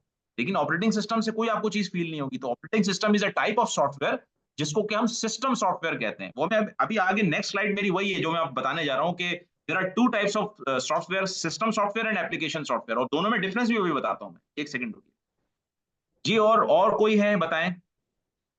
यस यस, सिस्टम सॉफ्टवेयर कह सकते हैं। मैं आगे एक्सप्लेन कर रहा हूँ, वही मैं एक्सप्लेन करने जा रहा हूँ। आप लोग माशाल्लाह यार आज काफी पढ़ लिया है, पहले ही स्टडी करके आए। नहीं, अच्छी चीज है ये। Very good, very good. अच्छा। अब देखें, हमारे पास ना दो टाइप के सॉफ्टवेयर होते हैं। एक होते हैं जिनको हम कहते हैं कि जी ये एप्लीकेशन सॉफ्टवेयर हैं, और एक होते हैं जिनको हम कहते हैं जी ये सिस्टम सॉफ्टवेयर हैं। There are two types of software, application software and system software. जब भी वर्ड एक अपने कहीं नोटबुक में लिख लें, जब भी वर्ड सिस्टम सॉफ्टवेयर का यूज हो, सिस्टम सॉफ्टवेयर, जब भी वर्ड सिस्टम सॉफ्टवेयर का यूज हो, आपने अपने जहन में फौरन ये बात ले आनी है, फौरन, बगैर किसी शक और शुबह के, कि ये एक ऐसे सॉफ्टवेयर की बात हो रही है जो डायरेक्टली हार्डवेयर से कम्युनिकेट कर रहा है, डायरेक्टली हार्डवेयर से। सही है। एक ऐसे सॉफ्टवेयर की बात हो रही है जो डायरेक्टली हार्डवेयर से कम्युनिकेट कर रहा है, तभी उसको हम सिस्टम सॉफ्टवेयर कह रहे हैं। ठीक है। आप मुझे ये बताएं, ये जो डिवाइस ड्राइवर है, ये जो पूरी पिक्चर है, इस पूरी पिक्चर के अंदर मुझे बताएं कौन सी सॉफ्टवेयर की लेयर है जो डायरेक्ट हार्डवेयर से बात कर रही है? ये डिवाइस ड्राइवर की लेयर। तो ये जो डिवाइस ड्राइवर की लेयर है, that is called what? System software. और वो कौन सी लेयर है जो कि डायरेक्ट हार्डवेयर से बात नहीं कर रही, बल्कि वो रिक्वेस्ट कर रही है। वो एप्लीकेशन प्रोग्राम्स हैं, जैसे मीडिया प्लेयर हो गया, जैसे एमएस वर्ड हो गया। अगर एमएस वर्ड को प्रिंटर पे कोई प्रिंट की रिक्वेस्ट भेजनी है, तो वो खाली रिक्वेस्ट करेगा इस जगह से। उसके बाद उसका पर्टिकुलर वो रिक्वेस्ट जाएगी ऑपरेटिंग सिस्टम से होती है उसके डिवाइस ड्राइवर पे, किसके, प्रिंटर के डिवाइस ड्राइवर पे जाएगी। प्रिंटर का डिवाइस ड्राइवर फिर उस डॉक्यूमेंट को प्रिंट करके यूजर को वापस रिक्वेस्ट रिस्पॉन्स के तौर पे सेंड करेगा। ठीक है, तो ये भी रिक्वेस्ट रिस्पॉन्स मैकेनिज्म है टोटल। एप्लीकेशन सॉफ्टवेयर क्या करते हैं, वो अपनी जो भी उन्होंने काम हार्डवेयर से लेना होता है, वो रिक्वेस्ट भेजते हैं सिस्टम सॉफ्टवेयर को। सिस्टम सॉफ्टवेयर जो है वो वाया ऑपरेटिंग सिस्टम कंट्रोल हो रहे होते हैं, वाया ऑपरेटिंग सिस्टम कंट्रोल हो रहे होते हैं। और वो ऑपरेटिंग सिस्टम के थ्रू अपनी रिक्वेस्ट को रिसीव करते हैं और उस हार्डवेयर से वो काम करवाते हैं, और वापस से रिक्वेस्ट ऑपरेटिंग सिस्टम को भेजते हैं, और फिर ऑपरेटिंग सिस्टम उस स्पेसिफिक एप्लीकेशन को वो आउटपुट रिटर्न करता है जिसने वो रिक्वेस्ट की हुई होती है। ये चीज समझ में आई? तो मैंने ये चीज आपको क्लियर डिस्टिंक्शन ये बताई। सिस्टम सॉफ्टवेयर का वर्ड जब भी यूज होगा, इसका मतलब आप ये समझ जाएंगे कि एक ऐसे सॉफ्टवेयर की बात होगी जो डायरेक्टली हार्डवेयर से बात कर रहा है। जितने भी सिस्टम सॉफ्टवेयर होते हैं वो ज्यादातर लो लेवल लैंग्वेजेस में लिखे जाते हैं। लो लेवल लैंग्वेजेस से मेरी मुराद ये कि असेंबली लैंग्वेज में, ऐसी लैंग्वेज में जो डायरेक्ट मशीन की लैंग्वेज होती है। ठीक है, जो मशीन की लैंग्वेज होती है, मशीन लैंग्वेज में लिखे जाते हैं, असेंबली लैंग्वेज में लिखे जाते हैं, या फिर ज्यादातर सिस्टम सॉफ्टवेयर जो है वो सी लैंग्वेज में लिखे जाते हैं। सी लैंग्वेज जो है वो एक इंटरमीडिएट लेवल की लैंग्वेज है, ना वो हाई लेवल लैंग्वेज में काउंट होती है, ना वो लो लेवल लैंग्वेज में काउंट होती है। तो उसमें दोनों टाइप की प्रोग्रामिंग भी हो जाती है सी लैंग्वेज के अंदर। सी लैंग्वेज के अंदर जो है आप लो लेवल प्रोग्रामिंग भी कर सकते हैं। इन C supports low level language coding and high level code.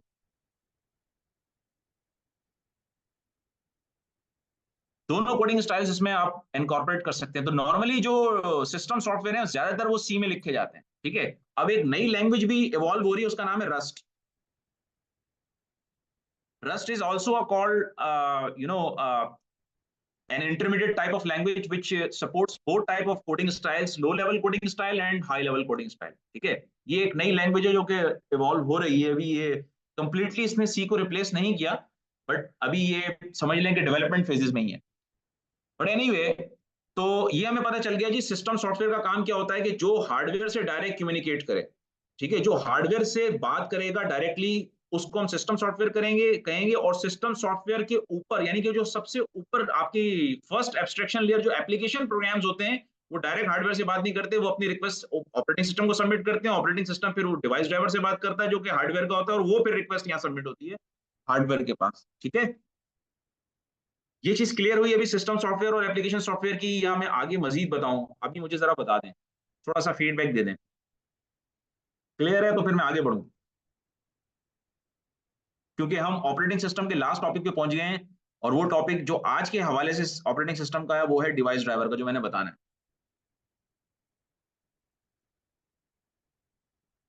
Application software and desktop application में कोई फर्क नहीं है भाई, कोई फर्क नहीं है, दोनों एक ही चीज है।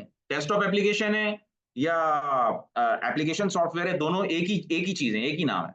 ठीक है, अगर आपने जो है वो, ठीक है, गुड गुड, और चीज, और कोई चीज पूछना चाहें? अगर सब क्लियर है तो मैं आगे बढ़ता हूँ। अच्छा, नाउ अब वो चीज, उस चीज पर हम आ रहे हैं कि भाई ठीक है, जब हम कह रहे हैं कि जी ऑपरेटिंग सिस्टम जो है ना वो हमारे हार्डवेयर से बात करता है डायरेक्ट, यूजर को बात नहीं करने देता, यूजर की रिक्वेस्ट को रिसीव करता है और अपने उस यूजर की बिहाफ पे वो हार्डवेयर से खुद बात करता है। तो हार्डवेयर से जब ऑपरेटिंग सिस्टम खुद जो बात करता है ना, वो किस तरह से बात करता है, उसने हर हार्डवेयर का एक ड्राइवर रखा होता है अपने पास। जब आप विंडोज इंस्टॉल करते हैं तो आप देखते हैं, आप अपने पास वीडियो का ड्राइवर भी इंस्टॉल करते हैं, साउंड का ड्राइवर भी इंस्टॉल करते हैं, बहुत सारे ड्राइवर्स इंस्टॉल करते हैं ना। अगर फर्ज करें आपकी सिस्टम की ऑडियो वो बंद हो जाए, या वो किसी भी वजह से वो सही आपको ऑडियो आउटपुट ना दे रही हो, तो आप जब मेंटेनेंस करवाने के लिए किसी हार्डवेयर इंजीनियर के पास जाते हैं, तो वो बोलता है भाई आप सबसे पहले, मुझे ऐसा लग रहा है कि आपका ना ऑडियो का ड्राइवर जो है ना, डिवाइस ड्राइवर, वो करप्ट हो गया है, तभी आपकी ऑडियो नहीं आ रही। या आपके प्रिंटर से प्रिंट ना निकल रहे हो सब, जबकि प्रिंटर बिल्कुल सही हो, तो सबसे पहले जो इंजीनियर आएगा, हार्डवेयर इंजीनियर या जो भी आपका टेक्नीशियन होगा जो विंडोज को देख रहा होगा आपके, वो आके ये देखेगा कि विंडोज में ऐसा तो नहीं कहीं प्रिंटर का ड्राइवर जो है वो करप्ट हो गया या वो खराब हो गया जिसकी वजह से प्रिंट नहीं हो पा रहा। तो वो पहले प्रिंटर का ड्राइवर आपके पास इंस्टॉल करें। ठीक है, तो वो जो ऑपरेटिंग सिस्टम जो ये हार्डवेयर से बातें करता है, वो अपने ड्राइवर्स के थ्रू करता है। उन ड्राइवर्स को कहा जाता है, डिवाइस ड्राइवर कहा जाता है। Device drivers are system software. जो कि डायरेक्टली बात करते हैं किससे, स्पेसिफिक हार्डवेयर से।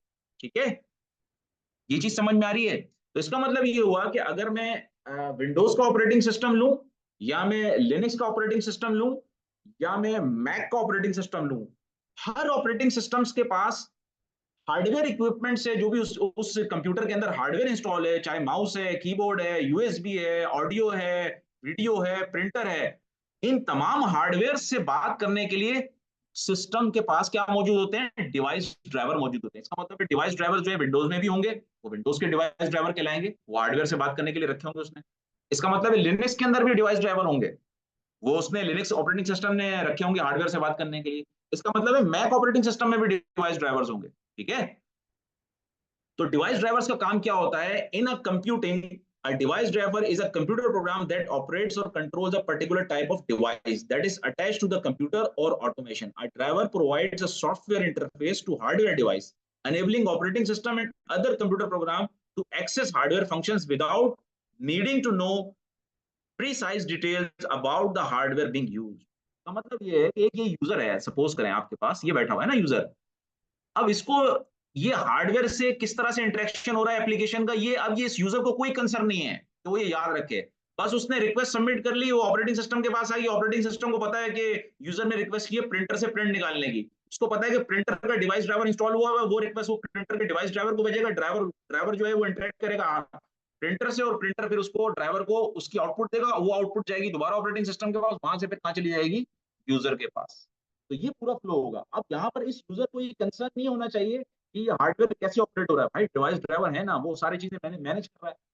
और डिवाइस ड्राइवर को कौन मैनेज कर रहा है, वो ऑपरेटिंग सिस्टम मैनेज कर रहा है, आपको टेंशन लेने की जरूरत नहीं, ऊपर वाले की जरूरत। ठीक है, तो ये एक कॉन्सेप्ट है। अच्छा, अब एक सवाल बनता है यहाँ पर, ये क्या सर, जैसे आपने बात की कि भाई एप्लीकेशन प्रोग्राम, डेस्कटॉप डेवलपर हैं, एप्लीकेशन सॉफ्टवेयर डेवलपर हैं, ये तो हम बना सकते हैं, एप्लीकेशन तो हम बना रहे हैं, मैं टाइप स्क्रिप्ट के अंदर जो एप्लीकेशन बनाता हूँ वो कौन से हैं, वो क्या डिवाइस ड्राइवर है या एप्लीकेशन प्रोग्राम है, बताएं, चैट में बता सकते हैं, एप्लीकेशन प्रोग्राम है। तो जो इसका मतलब है मैं नेक्स्ट जेएस में प्रोग्राम्स बना रहा हूँ, एप्लीकेशन बना रहा हूँ, वो कौन से सॉफ्टवेयर है, एप्लीकेशन सॉफ्टवेयर है या सिस्टम सॉफ्टवेयर है, एप्लीकेशन सॉफ्टवेयर है। जो मैं जावास्क्रिप्ट में एप्लीकेशन बना रहा हूँ, क्या वो सिस्टम सॉफ्टवेयर है, एप्लीकेशन सॉफ्टवेयर है, एप्लीकेशन सॉफ्टवेयर है। क्या मैं पाइथन के अंदर इस वक्त जो प्रोग्राम बना रहा हूँ, क्या वो एप्लीकेशन सॉफ्टवेयर है, सिस्टम सॉफ्टवेयर है, एप्लीकेशन। ठीक है, all these are called what, application software.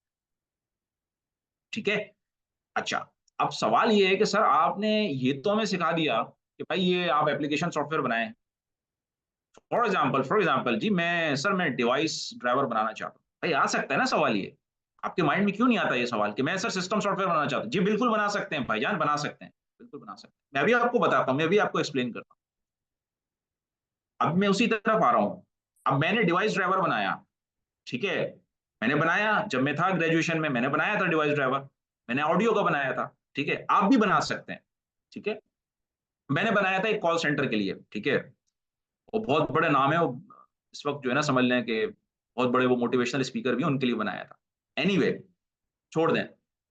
अच्छा, अब हम चलते हैं कहां पर कि जब हमने ये डिवाइस ड्राइवर बनाते हैं, या सॉरी हम जब कोई सिस्टम सॉफ्टवेयर बनाते हैं, तो जी उसके अंदर क्या होता है, अब वो सिस्टम सॉफ्टवेयर किसी ऑपरेटिंग सिस्टम का स्पेसिफिक सॉफ्टवेयर होता है।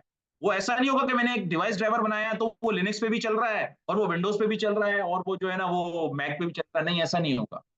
सिस्टम सॉफ्टवेयर हमेशा डिपेंडेंट होगा ऑपरेटिंग सिस्टम। आपने अगर विंडोज के ड्राइवर बनाने हैं तो फिर विंडोज ने पूरा एक डेवलपमेंट प्लेटफॉर्म दिया हुआ है ड्राइवर्स को बनाने का, दैट इज कॉल्ड WDK। उसको क्या कहा जाता है, क्या कहा जाता है उसको, WDK कहा जाता है, Windows development, Windows driver development kit. ठीक है, आप इस पे क्लिक करें, मैं आपको दिखाता हूं। तो जो लोग इंटरेस्टेड हैं कि जी मैं, एक सेकंड जी,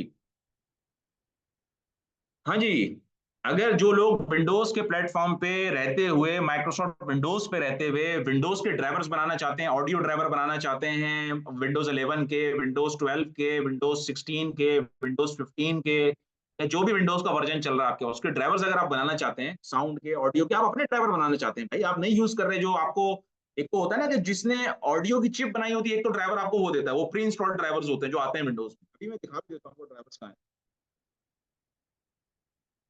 सॉरी,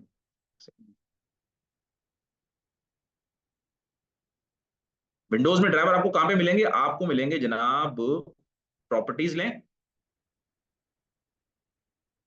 और इसमें आप आ जाएं डिवाइस मैनेजमेंट में। Where is device management?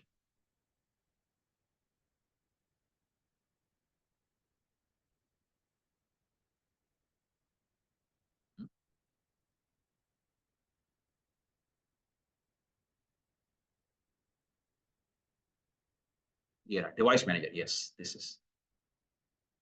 ये जो डिवाइस मैनेजर है ये बेसिकली आपको बता रहा है कि जी मेरे पास कौन कौन से ड्राइवर इंस्टॉल हुए हैं, कौन कौन से डिवाइस ड्राइवर इंस्टॉल हुए और इस सिस्टम में कौन कौन सी डिवाइसेस इंस्टॉल हुई हैं, कौन कौन से हार्डवेयर लगे हुए हैं। ब्लूटूथ का इसमें है भाई लगा हुआ ड्राइवर, या ब्लूटूथ इसमें कैपेबिलिटी है, मेरा जो लैपटॉप है उसमें ब्लूटूथ का हार्डवेयर लगा हुआ है, ये ब्लूटूथ के सिग्नल्स को एक्सेप्ट करता है, उसको रीड करता है, और उसमें जो ड्राइवर इंस्टॉल हुआ है वो इंटेल ने बनाया है, इंटेल वायरलेस ब्लूटूथ ड्राइवर लगा हुआ है। ठीक है, ये रहा ड्राइवर उसका, उसके ड्राइवर का अगर आप वर्जन देखना चाहते हैं जो सिस्टम सॉफ्टवेयर का, वो यहाँ से आप देख सकते हैं, ये रहा ड्राइवर। ये ड्राइवर है जी Microsoft Windows hardware compatibility publisher, इसका डिजिटल साइन हुआ है। इस ड्राइवर को बनाया कौन, प्रोवाइड कर रहा है, इसका प्रोवाइडर कौन है? इंटेल है खुद। ठीक है, इस ड्राइवर की डिटेल देखना चाहें यहाँ पे क्लिक करें तो ये पूरी उसकी वो फाइल है जिनके अंदर ये इसकी कोडिंग हुई है, पूरी बाइनरी कोड पड़ा हुआ है इस ड्राइवर का, ये 3 फाइलें हैं जिनके अंदर पड़ा हुआ है। ठीक है, और ये फाइलें कैसे बनी होंगी? ये डब्ल्यूडीके ने बना के दी होंगी, यानी कि जिसको अभी हम देख रहे थे ना, सॉरी, ये डेवलपमेंट किट कह रहा हूँ, विंडोज ड्राइवर किट, ये यहां से बनी होंगी ये 3 फाइलें। ठीक है, यहाँ पे पूरा कोड लिखा गया होगा इंटेल के ब्लूटूथ डिवाइस का, कि उससे ड्राइवर यानी ऑपरेटिंग सिस्टम ने कैसे बात करनी है ब्लूटूथ डिवाइस से, वो चीज भी डब्ल्यूडीके में कोड की गई होगी, उसका सोर्स कोड यहाँ पे बिल्ड किया गया होगा। तो अगर कोई पढ़ना चाहे देखना चाहे तो वो कर सकता है। WDK is used to develop test and deploy the drivers for Windows. ठीक है, यानी सिस्टम सॉफ्टवेयर जो विंडोज के होंगे वो आप डब्ल्यूडीके में बना सकते हैं। द मोस्ट रिसेंट रिलीज, उसका ये रिलीज लिखा हुआ, you can install and run the WDK on Windows 7 and later, and you can use this kit to build drivers for Windows 10, Windows server 2016, later clients and server version, ETC, सब कुछ खुद पढ़ सकते हैं आप। ठीक है, तो अगर आपने विंडोज के ड्राइवर्स बनाने हैं तो फिर डब्ल्यूडीके को इस्तेमाल करेंगे, या इसको डीडीके भी कहते हैं, डिवाइस ड्राइवर डेवलपमेंट किट। ठीक है, जैसे एसडीके आता है ना, सॉफ्टवेयर डेवलपमेंट किट आती है, इसी तरह से डीडीके आता है, डिवाइस ड्राइवर डेवलपमेंट किट।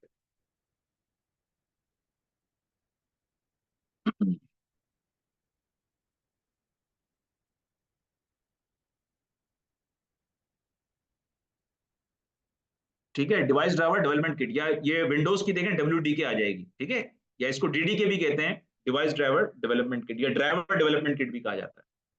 ठीक है, ये चीज समझ आ गई।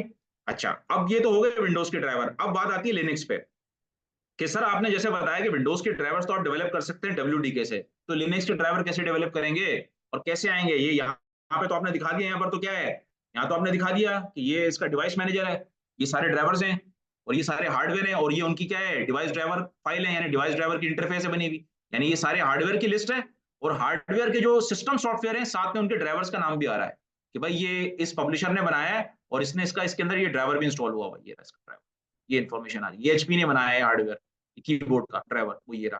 ठीक है, और उसकी डिटेल देखने ड्राइवर की तो ये फाइलें पड़ी हुई 3, और कहाँ पड़ी हुई, किस डायरेक्टरी में पड़ी हुई, सी के अंदर ये पड़ी हुई ड्राइवर्स के अंदर।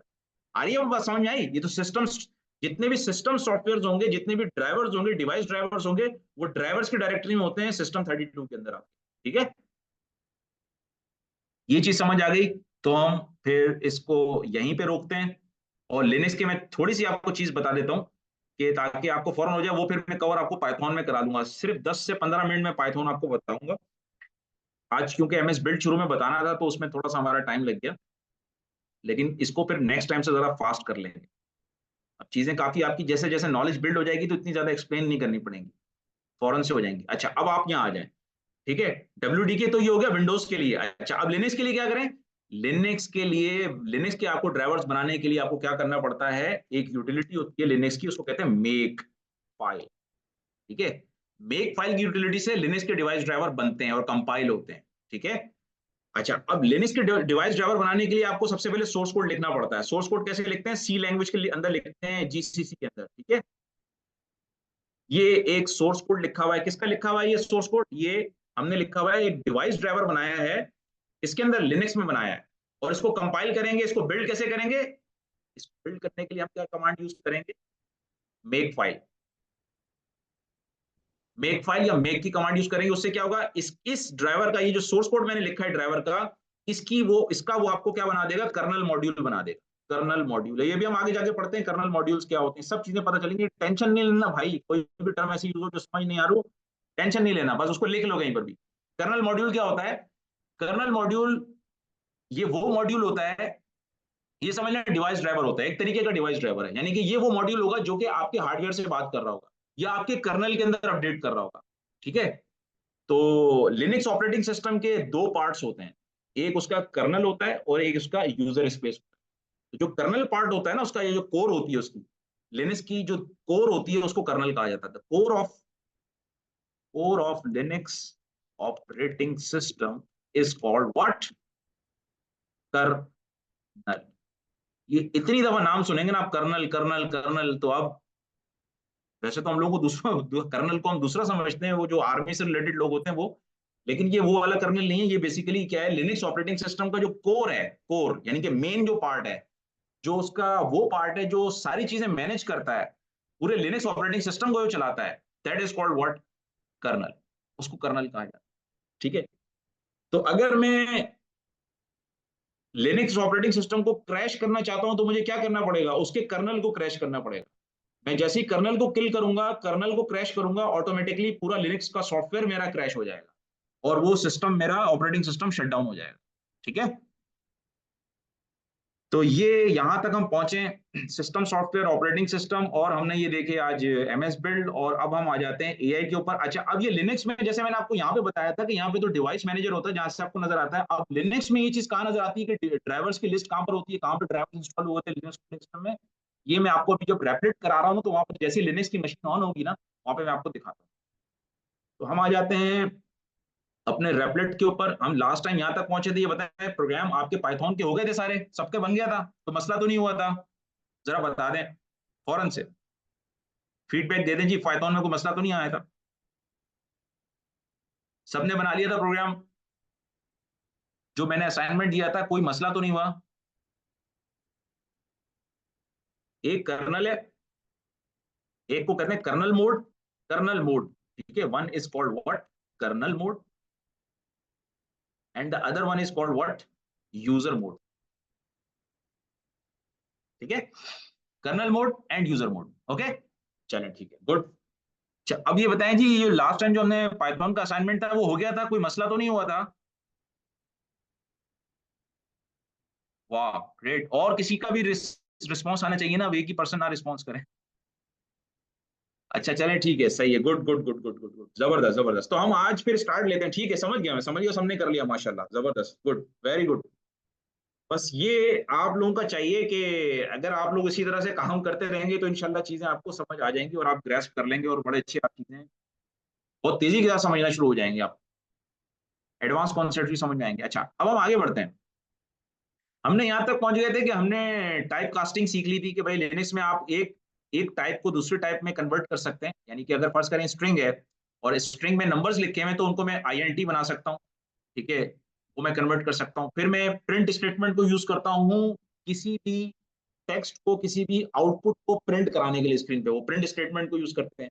इनपुट को मैं यूज करता हूँ किस लिए, कि अगर मैंने यूजर से कोई डेटा इनपुट लेना है from via prompt via console, तो मैं वहां पे इनपुट को यूज करता हूँ, मेथड को या फंक्शन को यूज करता हूँ पाइथन के। और वो इनपुट किस में आती है, वो आती है स्ट्रिंग में। अब मुझे, क्योंकि मुझे तो सैलरी स्ट्रिंग में नहीं चाहिए, मुझे तो न्यूमेरिक में चाहिए, तो फिर मैं क्या करता हूँ, उसको उसकी टाइप को कन्वर्ट करता हूँ। ठीक है, उसकी टाइप अब क्या हो जाएगी, आईएनटी का सैलरी का फंक्शन लगाया तो टाइप क्या हो जाएगी, स्ट्रिंग से आईएनटी हो जाएगी। इसी तरह फ्लोट में कन्वर्ट कर सकता हूँ, इसी तरीके से मैं स्ट्रिंग में कन्वर्ट कर सकता हूँ। तो इसमें ये टाइप कन्वर्जन हो जाती है। और हमें ये पता है कि इसमें कोई डेटा टाइप इस तरह से नहीं होती, बल्कि जो डेटा आप जिस वेरिएबल को असाइन करते हैं वही उसकी टाइप बन जाती है, और वो आप किसी वक्त भी असाइन कर सकते हैं। ठीक है, तो इसमें जो टाइप सेफ्टी है वो बड़ी लीनियंट सी है, उसमें कोई इतनी ज्यादा रिस्ट्रिक्शन नहीं है। अगर मैंने 3 असाइन किया टाइम 3 को, तो अब इसकी टाइप क्या हो जाएगी, न्यूमेरिक हो जाएगी, नंबर हो जाएगी, इंटीजर हो जाएगी। इसमें इस तरह नहीं है जैसे कि आपको टाइप स्क्रिप्ट में लिखना पड़ता है लेट ये टाइम 3, फिर उसके बाद फिर आप लिख रहे हैं कि नंबर, फिर उसके बाद इतनी मेहनत करके फिर लिख रहे हैं, फिर जाके समझ में आया कि नहीं, फिर भी एरर आ गया प्रोग्राम में। तो इसमें ऐसा नहीं है। ये इसलिए पाइथन जो है ना, पाइथन इज फॉर एवरीवन, बहुत आसान सी लैंग्वेज है और हाई लेवल लैंग्वेज है, और डेटा साइंस और मशीन लैंग्वेज के लिए तो आइडियल है ये चीज। अच्छा, अब हम जरा आगे बढ़ते हैं, हम आगे बढ़ते हैं। और हम ये देखते हैं कि जी पाइथन में सपोज करें कि अगर मैंने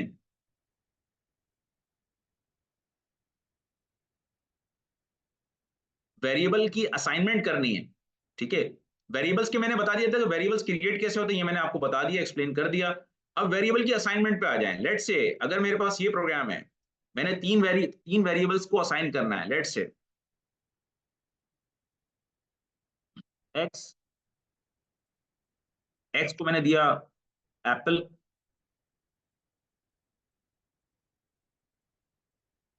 वाई को मैंने दिया, या इसको हम कलर वाइज ले लेते हैं, कलर्स ले लेते हैं, व्हाइट, ये ले लिया मैंने ब्लू,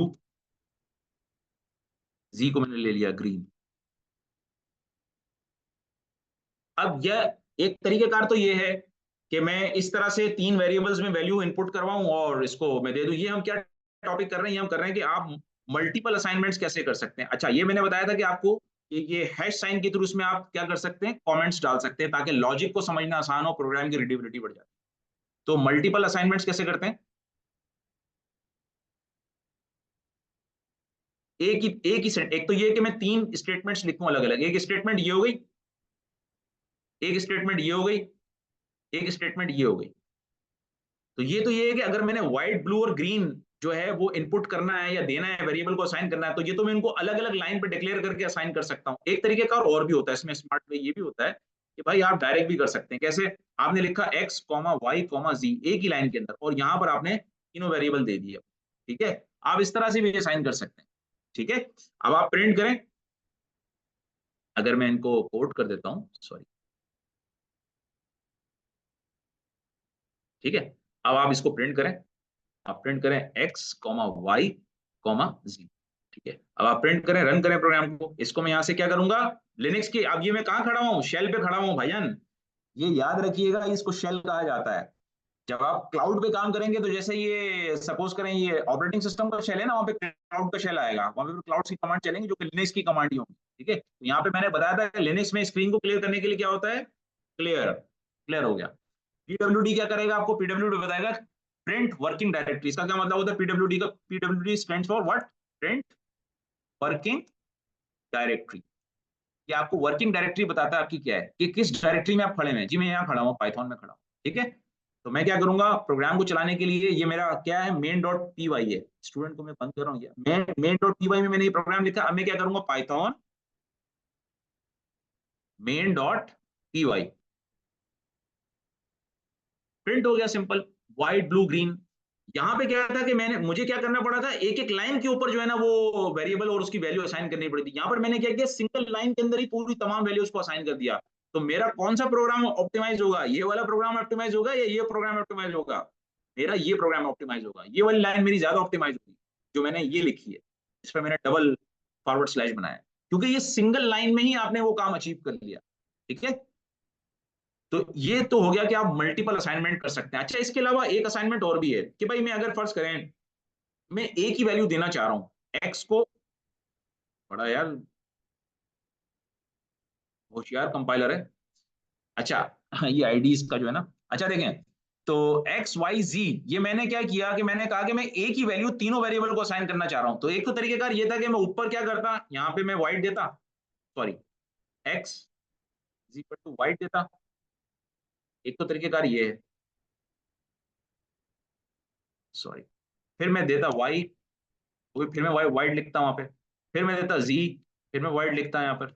तो अगर मैंने एक ही सेम वैल्यू असाइन करनी है, तीनों चारों पांचों छह सात भी वेरिएबल हो सकते हैं, जितने भी वेरिएबल आप लगाएं लगा दें। आप फर्ज करें मैं कहता हूं एक्स वाई जी, डब्ल्यू एक्स वाई जी, ठीक है, अब चार वेरिएबल मैंने ले लिए, तो ये इन चारों को क्या असाइन कर देगा, एक ही वैल्यू असाइन कर देगा, वाइट। ठीक है, अब मैं अगर इसको प्रिंट कराऊंगा, डब्ल्यू एक्स, ठीक है, वाई एन जी, तो आप प्रिंट कराएं, तो ये आपका क्या होगा, पाइथन मेन डॉट, ये आपकी इसने क्या की, इसने आपकी एक ही वैल्यू यानी वाइट ही प्रिंट कर दिया चार मरतबा, चार वेरिएबल ये चार मरतबा। अच्छा, अब यहां पर एक प्रॉब्लम है, ये वाली जो स्टेटमेंट इसमें प्रॉब्लम है, इसमें प्रॉब्लम ये है कि सपोज करें मैं यहां से अगर z को खत्म कर दूं, तो देखें इस प्रोग्राम में एरर आ गया। इस प्रोग्राम में क्या आ गया?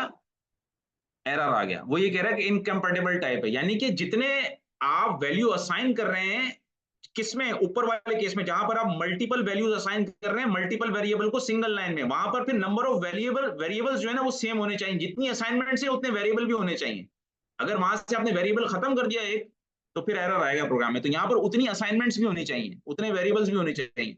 तो अगर आप मल्टीपल असाइनमेंट्स करवाना चाह रहे हैं सिंगल लाइन में, तो फिर उतने वेरिएबल भी होने चाहिए। तो सबसे पहली वाली असाइनमेंट पहले वेरिएबल को पास हो जाएगी, सेकंड वाली असाइनमेंट सेकंड वेरिएबल को पास हो जाएगी, थर्ड वाली असाइनमेंट थर्ड वेरिएबल को पास हो जाएगी। ठीक है जी, ये चीज समझ आ गई? तो ये तो हो गई मल्टीपल असाइनमेंट्स। ठीक है, बहुत सिंपल सी चीज है, इसमें कोई इतनी कोई लॉजिक है नहीं इतनी ज्यादा कि जिसमें को हम बहुत ज्यादा टाइम लगाएं। हम आगे बढ़ते हैं। ठीक है, ये हम कर चुके हैं। फिर हमने ये कर लिया, आउटपुट वेरिएबल हमें बताने की जरूरत ही नहीं है, आपको सब कुछ पता है। अच्छा, पाइथन की data types. Yes, data types. Data types क्या थी, मैंने आपको बताया था कि पाइथन की जो नंबर डेटा टाइप्स हैं वो तो 3 है, लेकिन हमने कॉम्प्लेक्स जानबूझ के नहीं कराई थी। मैं अभी आपको नहीं कराऊंगा कॉम्प्लेक्स, ठीक है, क्योंकि आप सब कंफ्यूज हो जाएंगे उसमें। प्योर मैथमेटिकल है, हमें नहीं करनी कॉम्प्लेक्स जी, प्रिंट वर्किंग डायरेक्टरी। ठीक है, तो हम क्या करेंगे, हमने, अच्छा, फिर उसके बाद सीक्वेंस टाइप्स हैं उसकी, कुछ लिस्ट और टपल के नाम से। फिर उसकी एक डिक्शनरी टाइप है। ये जो सीक्वेंस टाइप है और मैपिंग टाइप है, ये these are called what, collection types कहलाती हैं। ठीक है, ये हम करेंगे तो उस वक्त हमें समझ में आ जाएंगी कि भाई ये क्या होती है। वैसे उसके अंदर स्ट्रिंग के लिए str है, जैसे हमारे पास अगर हम उसकी बात करें टाइप स्क्रिप्ट की, तो उसके अंदर स्ट्रिंग के लिए स्ट्रिंग की डेटा टाइप है, और नंबर के लिए न्यूमेरिक के लिए, और फ्लोट के लिए यानी कि डेसिमल पॉइंट यानी कि जो फ्रैक्शनल नंबर होते हैं उनके लिए, और जो नॉन फ्रैक्शनल होते हैं उनके लिए वो नंबर टाइप को यूज किया जाता है। लेकिन इसमें जो आपके पास होल नंबर है उसके लिए आईएनटी टाइप होती है, और जो डेसिमल वाले यानी पॉइंट वाले नंबर होते हैं, फ्रैक्शनल नंबर होते हैं, उनके लिए फ्लोट डेटा टाइप होती है। कॉम्प्लेक्स समझ लियो होती ही नहीं, अभी के लिए भूल जाए भाई, ये मैं मिटाई दी यहाँ से। ठीक है, और बुलियन डेटा टाइप होती है आपके पास किसके लिए, जो ट्रू और फॉल्स आपने अगर करना हो, नेगेशन नॉट ऑपरेटर का यूज करना हो, नॉट, तो वहां पर फिर क्या होता है, ट्रू वैल्यू होती है, ट्रू और फॉल्स, ये दो वैल्यूज में आ सकती है, ट्रू और फॉल्स। ट्रू में ये याद रखिएगा टी कैपिटल होगा, ये स्मॉल ट्रू नहीं है, टाइप स्क्रिप्ट की तरह नहीं है कि जैसे टाइप स्क्रिप्ट में ट्रू और फॉल्स दोनों स्मॉल में होते हैं ना, यहाँ पे टाइटल केस है भजन।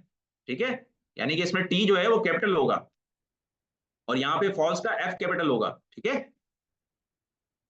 अच्छा, पाइथन में हमने नंबर्स कर लिए थे। अच्छा, अब हम आते हैं ऑपरेटर्स पे। जी, ऑपरेटर्स क्या है, हमारे पास 3 टाइप के ऑपरेटर हैं। अब जैसे ये ऑपरेटर्स हुए हैं कि जो अर्थमेटिक ऑपरेशंस को परफॉर्म करने के लिए, जब हम अर्थमेटिक ऑपरेशंस क्या होते हैं, दो नंबर्स को ऐड करना, दो नंबर्स को सब्ट्रैक्ट करना, दो नंबर्स को मल्टीप्लाई करना, डिवाइड करना, उनके ऊपर अलजेब्रिक ऑपरेशंस को अप्लाई करना, these are called what, arithmetic operations.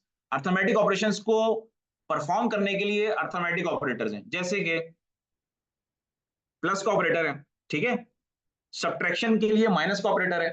तो अगर आपके पास इंटीजर नंबर है और वो दोनों ऐड हो रहे हैं तो एडिशन हो जाएगी, सब्ट्रैक्शन करनी है तो सब्ट्रैक्शन हो जाएगी, मल्टीप्लीकेशन करनी है तो मल्टीप्लीकेशन हो जाएगी, डिवीजन के लिए ये ऑपरेटर यूज होगा। ठीक है, फिर अगर मॉडुलस कैलकुलेट करना है तो ये हो जाएगा, एक्सपोनेंशियल यानी एक्सपोनेंट एक्स की पावर वाई अगर कैलकुलेट करनी है तो डबल स्टेरिक लगाएंगे।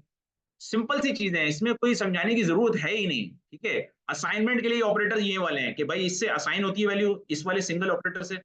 x+3 का मतलब ये x is equal to x+3, x is equal to x+3, इसका मतलब ये, इसको शॉर्ट फॉर्म में लिखना चाहे तो इस तरह भी लिख सकते हैं, और x is equal to x+3 भी लिख सकते हैं। कल जब मैं आप लोगों को टाइप स्क्रिप्ट करा रहा था तो वहां पर मैंने आपको i++ और i-, कराया था ना, समझ लीजिए वो चीज है। सिंपल असाइनमेंट ऑपरेटर है। अगर सब्ट्रैक्शन के लिए लिखना है x is equal to x-3, तो शॉर्ट फॉर्म में इस तरह लिख सकते हैं, x- इज इक्वल टू 3 भी लिख सकते हैं, और x is equal to x-3 भी लिख सकते हैं। अब जिसको बहुत ज्यादा कॉम्प्लेक्स या कॉम्पैक्ट कोड नहीं लिखना, तो वो इस तरह भी लिख ले भाई, कोई मसला नहीं है, दोनों चीजें सेम है। ठीक है, अच्छा, अब आगे चलते हैं। फिर आपके पास क्या है, पाइथन के कंपैरिजन ऑपरेटर हैं कि भाई अगर आपने इक्वालिटी चेक करनी है दो वेरिएबल्स की, तो x is equal to y से चेक होगी, x not equal to y होगा, ये ग्रेटर देन होगा, x greater than, x less than, x greater than equal to इस तरह से चेक होगा, x लेस देन और y ये इस तरह चेक होगा। लॉजिकल ऑपरेटर्स क्या होते हैं ये मैंने बताया हुआ है, आपने पढ़ा हुआ भी है, जो कि हमने आपको एएलयू के अंदर अर्थमेटिक एंड लॉजिक यूनिट में कराया था कि एंड का ऑपरेशन होता है, और का ऑपरेशन होता है, और नॉट का ऑपरेशन होता है। 3 ऑपरेशन होते हैं। एंड का मतलब क्या होता है, दोनों कंडीशन ट्रू होनी चाहिए, ये कंडीशन भी ट्रू होनी चाहिए, ये कंडीशन भी ट्रू होनी चाहिए। और में क्या होता है भाई, ये कंडीशन भी, दोनों में से कोई भी कंडीशन ट्रू होगी तो ओवरऑल ट्रू हो जाएगा रिजल्ट, यानी या तो ये कंडीशन ट्रू हो या ये कंडीशन ट्रू हो, दोनों में से कोई एक भी कंडीशन ट्रू होगी तो रिजल्ट ट्रू हो जाएगा। नॉट में क्या होता है कि जो भी रिजल्ट आता है उसको वो इन्वर्ट कर देता है, रिवर्स कर देता है, टॉगल कर देता है। अगर रिजल्ट आ रहा है ट्रू का तो नॉट क्या करेगा, उसको फॉल्स कर देगा। अगर रिजल्ट आ रहा है फॉल्स का तो नॉट क्या करेगा, उसको ट्रू कर देगा। ठीक है, ये सिंपल से ऑपरेटर्स हैं। अब हम आगे चलते हैं और हम अपना टास्क जो है वो स्टार्ट करते हैं। इन चीजों को, ये सारी चीजों को प्रैक्टिस करना शुरू करते हैं इफ के स्टेटमेंट से। आपको पता है इफ जो एक डिसीजन स्ट्रक्चर है हर लैंग्वेज के अंदर होता है, बस थोड़ा सा सिंटैक्स चेंज है, इसके अलावा कोई बहुत बड़ी चीज नहीं है। ठीक है, तो हम स्टार्ट करते हैं इफ से। अच्छा, अब आप लोगों ने करना क्या है भाई, असाइनमेंट ये कि कैलकुलेटर बनाना है। हर क्लास की तरह इस क्लास के अंदर भी, हर प्रोग्रामिंग लैंग्वेज की तरह इस प्रोग्रामिंग लैंग्वेज में भी एक कैलकुलेटर बनाना है। कैलकुलेटर बनाना है जो कि क्या करेगा कैलकुलेटर, दो नंबर्स को इनपुट लेगा आपसे। इनपुट नंबर वन, पहला नंबर इनपुट लेगा। इनपुट नंबर टू, दूसरा नंबर इनपुट लेगा। और उसके बाद अर्थमेटिक ऑपरेशन कौन सा परफॉर्म करना है आपने, वो उससे लेंगे। अब अर्थमेटिक ऑपरेशन कौन सा परफॉर्म, ठीक है, अगर प्लस का करना है, माइनस का करना है, या आपने डिवीजन का करना है, या आपने मल्टीप्लीकेशन का करना है, ये इनपुट लेना है आपने। ये भी इनपुट लेना है, ये भी इनपुट होगा भाई। ठीक है, इसके बाद फिर आपने नीचे इफ का एक चेक लगाना है भाई। इफ क्या चेक लगाएंगे भाई, चेक ये लगाएंगे कि अगर आपके पास, देखें कितना इंटेलिजेंट है ये, कि आपके पास अगर सपोज करें आपके पास क्या आ रहा है, ऑपरेशन, यानी कि यहां पे मैंने एक वेरिएबल लिया इनपुट का, इसका नाम मैंने लिया ऑपरेशन। अगर मेरे पास ऑपरेशन जो है वो इक्वल टू क्या है, प्लस क्या है, तो क्या प्रिंट करेगा, number one plus number two, यानी इन दोनों नंबर्स को ऐड कर देगा, प्रिंट कर देगा। फिर दूसरा चेक क्या लगाना है, इफ, सिंपल इफ लगाना है। अभी कोई एल्स वेल्स कुछ भी मैं नहीं करा रहा हूं, सिंपल इफ लगाना है। अच्छा, एक चीज याद रखिएगा, अभी मैं बताता हूँ, खैर ये भी चीज, इसको मैं जरा वो कर दूं। ये बहुत इंपॉर्टेंट पॉइंट है जो अब मैं बताऊंगा, ये बड़ा इंपॉर्टेंट पॉइंट है, समझने का है। देखिए भाई, पाइथन के अंदर ना चीजें चलती हैं इंडेंटेशन से, इसको कहते हैं इंडेंटेशन। अगर आपका प्रोग्राम इंडेंट नहीं है, इंडेंटेशन से क्या होता है कि ब्लॉक बनते हैं। क्या बनते हैं, ब्लॉक्स बनते हैं। ठीक है, एक मिनट रुकिएगा।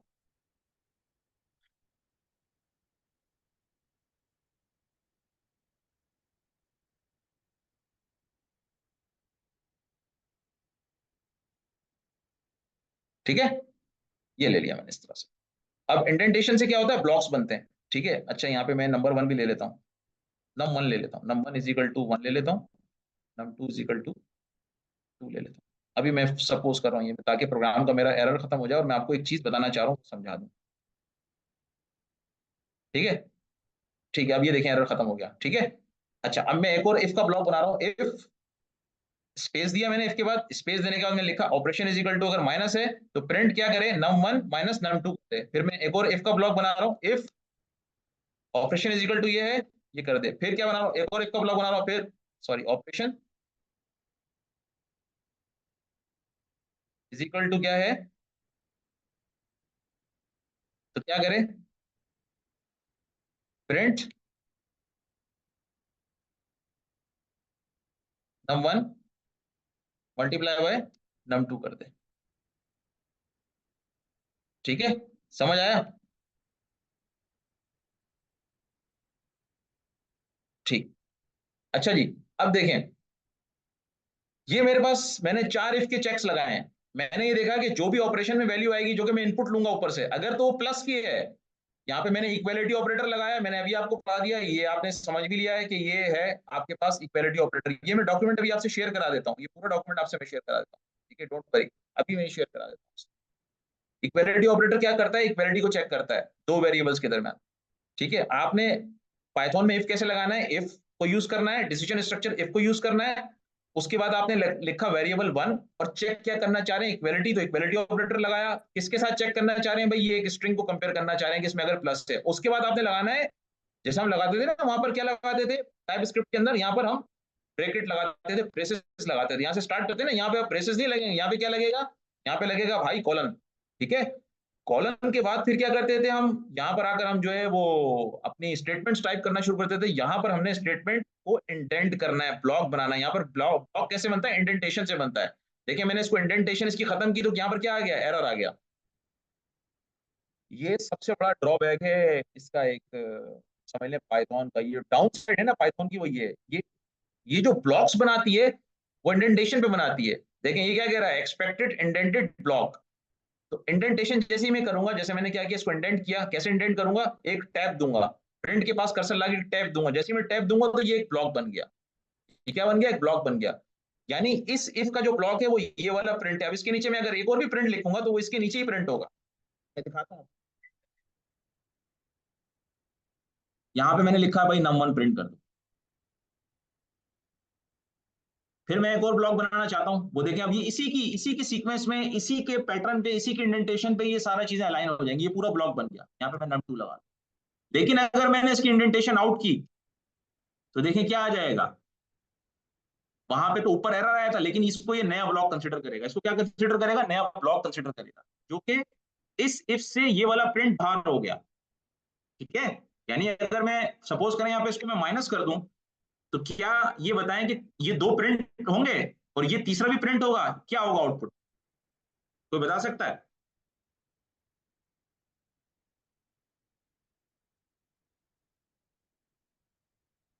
कोई बता सकता है?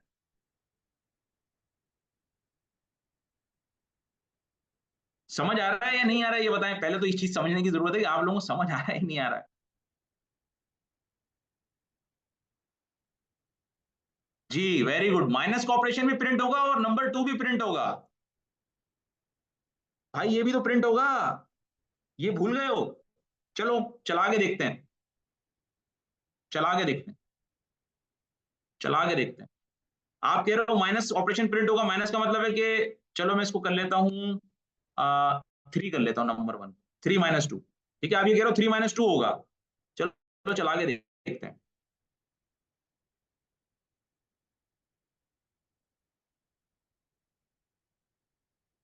सॉरी,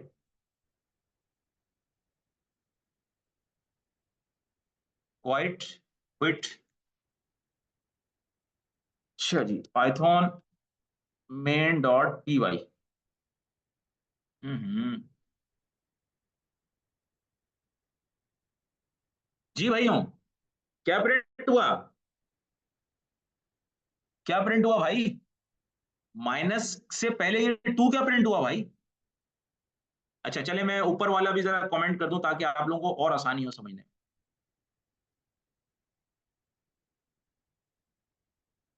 ये भी मैंने कमेंट कर दिया, ठीक है। अब बताएं, चलें अब सिंपल प्रोग्राम है।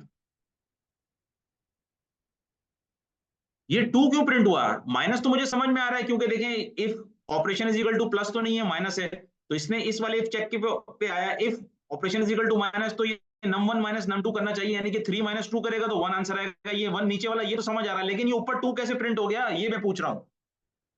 यही इसी के अंदर सारी लॉजिक है, इसी के अंदर सारी लॉजिक है। जी बताएं। ये इंडेंटेशन की वजह से हुआ है, ये जो आफाक ने बताया ना ये है, वो इफ के ब्लॉक में नहीं है। सबा ने बिल्कुल सही बताया, ठीक है, क्योंकि देखिए पाइथन के अंदर ना इंडेंटेशन से ब्लॉक्स बनते हैं, जैसे कि हमारे पास टाइप स्क्रिप्ट के अंदर किससे ब्लॉक बनते हैं, उसके अंदर ब्लॉक बनते हैं जनाब इससे, ये वाला करली ब्रेसेस लगा, सॉरी करली ब्रेसेस हम लगाते हैं ये, और इस तरह से ब्लॉक बनते हैं ना, नहीं इसमें ऐसा नहीं होता। पाइथन में करली ब्रेसेस नहीं से ब्लॉक्स नहीं बनते, उसमें किससे ब्लॉक बनते हैं, उसमें बनते हैं इंडेंटेशन से ब्लॉक, ठीक है। यानी कि ये ये जो दो प्रिंट स्टेटमेंट है, जब वो ये इस लेवल पर है, ये इनकी इंडेंटेशन का लेवल है, तो ये दोनों किस में आएंगे, ये इफ के चेक के या इफ के ब्लॉक में आएंगे, ठीक है। अच्छा अब अगर मैंने इस वाले प्रिंट को भी, इस वाले किस वाले प्रिंट को, इस वाले प्रिंट को भी जो ऊपर ये प्रिंट लिखा है, इसको भी मैंने इस इफ के ब्लॉक से बाहर निकलना है, तो मैं क्या करूंगा, इसकी इंडेंटेशन को खत्म कर दूंगा। कैसे, ये मैंने बाहर ले आया इसको, ठीक है। तो ये इसकी इंडेंटेशन से खत्म हो गया। अब मेरे पास क्या हुआ, अब मेरे पास ये हुआ कि इस इफ के ब्लॉक में सिर्फ एक प्रिंट रह गया। ये दोनों प्रिंट जो नीचे वाले हैं, लाइन नंबर 26 और लाइन नंबर 27 पे लिखे हुए हैं, ये इस प्रिंट के ब्लॉक से बाहर आ गए। तो अब अगर मैं इस प्रोग्राम को चलाऊंगा तो देखें क्या आउटपुट आएगी। अब देखें, पहले नंबर 1 प्रिंट हुआ, क्या प्रिंट हुआ 3, क्योंकि देखें ऑपरेशन माइनस तो नहीं है ना, ऑपरेशन प्लस तो है ही नहीं, तो प्लस पहले तो इफ का चेक ये फेल हो गया। If operation is equal to plus है, no, operation not equal to plus है, तो ये वाला ऑपरेशन तो फेल हो गया, ये वाला आर्म तो फेल हो गया। जब ये आर्म फेल हो गया तो इफ का ये वाला ब्लॉक एग्जीक्यूट नहीं होगा। बल्कि वो इफ के ब्लॉक से क्या आ जाएगा, इफ के इस ब्लॉक से बाहर आ जाएगा। जब वो बाहर आएगा तो कहां पर आएगा, लाइन नंबर 26 पे आएगा। लाइन नंबर 26 पे उसको मिल गया प्रिंट num1 यानी कि 3 प्रिंट करो। फिर उसको लाइन नंबर 27 मिला, प्रिंट num2, तो उसने 2 प्रिंट कर दिया ये, ठीक है। फिर उसको मिला कि फिर दोबारा उसको एक इफ का चेक मिला कि if operation is equal to minus, yes operation is equal to minus है, कंडीशन ट्रू हो गई। जब ये कंडीशन ट्रू हुई तो इसने क्या किया, इस इफ के ब्लॉक में आया। जब इस इफ के ब्लॉक में आया तो उसको ये मिला num-1 num2, ये ऑपरेशन मिला उसको। num1 में से क्या माइनस करना है, num2 को माइनस करना है। जब उसने num1 में से num2 को माइनस किया तो 3 में से 2 को माइनस किया तो क्या आंसर आया, 1 आया, तो वो 1 उसने प्रिंट कर दिया। सही है। तो ये चीज समझने की है कि पाइथन में जो ब्लॉक्स बनते हैं, ब्लॉक स्कोप जो बनता है वो करली ब्रेसिस से नहीं मेरे दोस्त, वो इंडेंटेशन से बनता है। जब आप इस इफ के चेक के अंदर अगर जैसे फर्ज करें, अब मैं अगर इसकी खत्म करता हूं इफ का चेक, तो देखें यहां पर क्या आ जाएगा, एरर आ जाएगा। वो बोलेगा ये आपने इफ का चेक लगाया, इसका ब्लॉक कहां है। तो इसका ब्लॉक बनाने के लिए मैं क्या करूंगा, एक टैब दूंगा। जैसे ही मैं टैब दूंगा तो ये इसका ब्लॉक बन गया अब इस इफ का। अब यहां से मैं जो भी काम करूंगा वो इसी इफ के ब्लॉक के अंदर ही आएगा। प्रिंट में कर दूं num2, फिर मैं कर दूं प्रिंट num3, फिर मैं कर दूं जनाब num4। जो जो करता जाऊंगा काम वो सारा इसी इफ के ब्लॉक के अंदर रहेगा। यानी अगर ये इफ का चेक ट्रू होगा तो ये पूरा ब्लॉक एग्जीक्यूट होगा। सही है। अगर ये चीज समझ में आपको आ गई तो आपको पाइथन में मुश्किलात बिल्कुल भी नहीं होंगी। ये सबसे ज्यादा समझ लें कि ट्रिकी चीज है पाइथन की, कि उसकी उसके ब्लॉक्स को समझना कि उसमें ब्लॉक बनता कैसे है। ठीक है। तो मुझे उम्मीद है कि ये चीजें आपको समझ में आ गई होंगी। आज हमने लॉजिकल ऑपरेटर और आपके कंपैरेटिव कंपैरिजन ऑपरेटर, या जिनको हम रिलेशनल ऑपरेटर भी कहते हैं, और इसके अलावा अर्थमेटिक ऑपरेटर्स ये हमने देख लिए हैं। ठीक है, क्योंकि आप टाइपस्क्रिप्ट में भी पढ़ चुके हैं, सब जगह पढ़ चुके हैं भाई, इस पर टाइम लगाने की जरूरत नहीं है। इसको बस आपने इसी तरह से रीड करके और उसको अप्लाई करने की जरूरत है। और पाइथन में अब इनके प्रोग्राम बनाना शुरू हो जाए आप। और आज आपको मैंने इफ का सिंपल चेक करा दिया है, तो अब आप कैलकुलेटर एटलीस्ट बना सकते हैं। ठीक है, तो कैलकुलेटर का प्रोग्राम आपने बनाना है, यही आपका असाइनमेंट है। अब मुझे ये बता दें कि कोई चीज किसी को समझ नहीं आई तो आप मेरे से पूछ ले, ये अब मेरे फाइनल समझ लें चीजें शुरू। जी, फीडबैक। कोई चीज अगर किसी को समझ नहीं आई तो प्लीज पूछ ले मेरे से।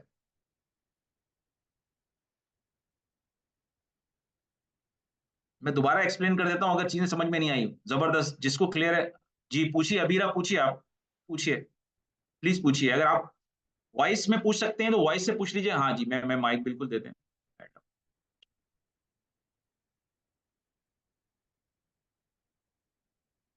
जी देखिए, जी जी पूछिए।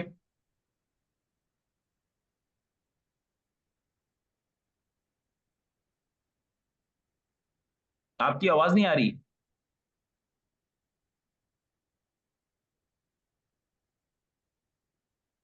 आ रही है सर। जी जी अब आ रही है, अब आ रही है, पूछिए। सर आपने कहा कि जब हम इंडेंटेशन मीन्स कि हम एक टैब के बाद जो प्रिंट की स्टेटमेंट इफ की स्टेटमेंट जो होगी उसकी नेक्स्ट लाइन में जब हम एक टैब देंगे और उसके बाद प्रिंट करवाएंगे कोई भी चीज तो वो उसका ब्लॉक बन जाएगा। ब्लॉक बन, जी जी जी। सही है। अब आपने उसके बाद जो थर्ड लाइन थी जो 26 थी उसमें से आपने वो टैब हटा दिया हम्म। तो ब्लॉक तो बना ठीक, हुआ था ना, वो ब्रेक कैसे हो गया? ये जो थर्ड 26 थी इसकी बात कर रही है ना, देखें, जी। देखते जाएं। अब मैंने हटा दिया, हाँ। अब तो क्या हुआ, अब बताएं। तो तो क्या ऊपर है वाला इसमें, ब्लॉक तो बना हुआ है ना, हाँ तो हट ये गई ना, पूरा ब्लॉक इंडेंटेशन टूट मैंने हटा गया। दिया। देखें जैसे ही मैंने इंडेंटेशन खत्म की तो उसकी वो उस ब्लॉक से बाहर आ गया ना। ब्लॉक कब बनता है, ब्लॉक के लिए लाजमी है कि उसके अंदर कम से कम एक स्टेटमेंट मौजूद हो। ठीक है, ब्लॉक के लिए क्या लाजमी है कि एक स्टेटमेंट मौजूद होनी चाहिए। फर्ज करें मैंने इस प्रिंट को भी मैं हटा देता हूं, तो क्या मुझे बताएं कि अब इफ का चेक क्या करेगा, इफ का चेक तो मुझे एरर देगा ना। जी। ये एरर देगा। क्यों, क्योंकि देखिए रिक्वायरमेंट है इफ के लिए, ब्लॉक बनाने के लिए आपको कम से कम एक एनक्लोजिंग स्टेटमेंट चाहिए, तभी तो ब्लॉक बनेगा, वरना तो फिर ब्लॉक ही नहीं बनेगा ना, फिर आप ब्लॉक बना क्यों रहे हैं। सही है, तो ये एक, जो एक हाँ, स्टेटमेंट है ये प्रिंट हो जाएगी और सेकंड एग्जैक्ट, वाली। सेकंड वाली एक स्टेटमेंट जैसे देखें जो इफ के ब्लॉक के अंदर अभी आ गई ना, ये वाली प्रिंट, जी। ये प्रिंट हो जाएगी। ये प्रिंट नहीं होगी क्योंकि वहां माइनस है, वहां प्लस नहीं है, क्योंकि ये इफ के ब्लॉक के अंदर है ना, num1 प्लस num2, तो ये प्रिंट नहीं होगी। कौन सी होगी, ये प्रिंट हो जाएगी, ये प्रिंट हो जाएगी, ये प्रिंट हो जाएगी, क्योंकि ये इफ के ब्लॉक के अंदर नहीं है, ये इंडिपेंडेंट ब्लॉक है इसके अपने। आ रही है बात समझ में? ये मेन ब्लॉक जी में जी समझ आप लें। जी जी सही सर ठीक सही है है, थैंक यू सर बहुत शुक्रिया, thank you, good, very good. अच्छा, और किसी ने कोई क्वेश्चन करना है तो प्लीज करें। ब्लॉक का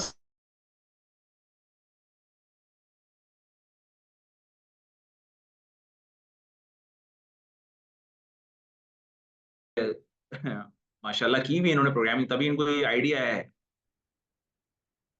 जी वहीद साहब, भाई साहब कुछ समझ आया है? अच्छा, मैं उनको माइक खोल नहीं रहा हूँ, सवाल पे सवाल कर रहा हूँ उनसे।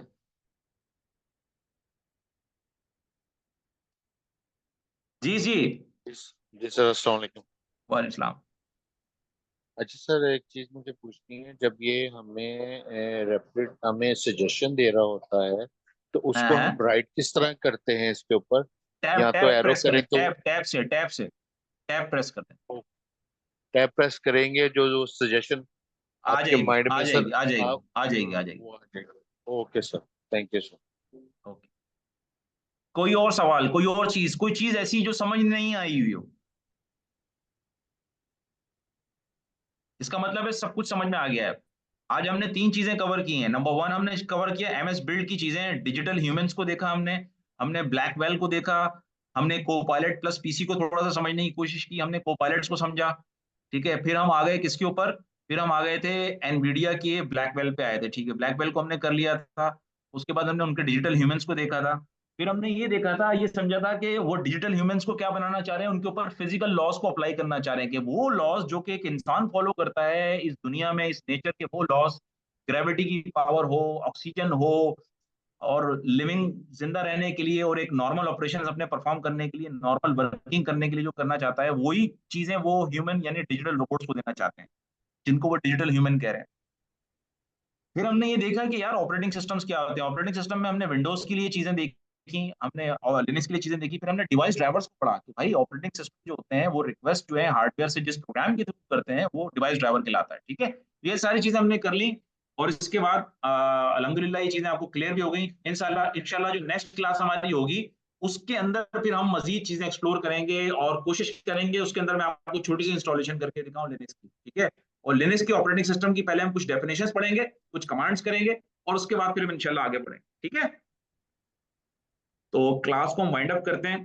तो आप लोग अपना ख्याल रखिएगा, ठीक है, और हम सबको अपनी दुआ में याद रखें। तो अल्लाह हाफिज, थैंक यू।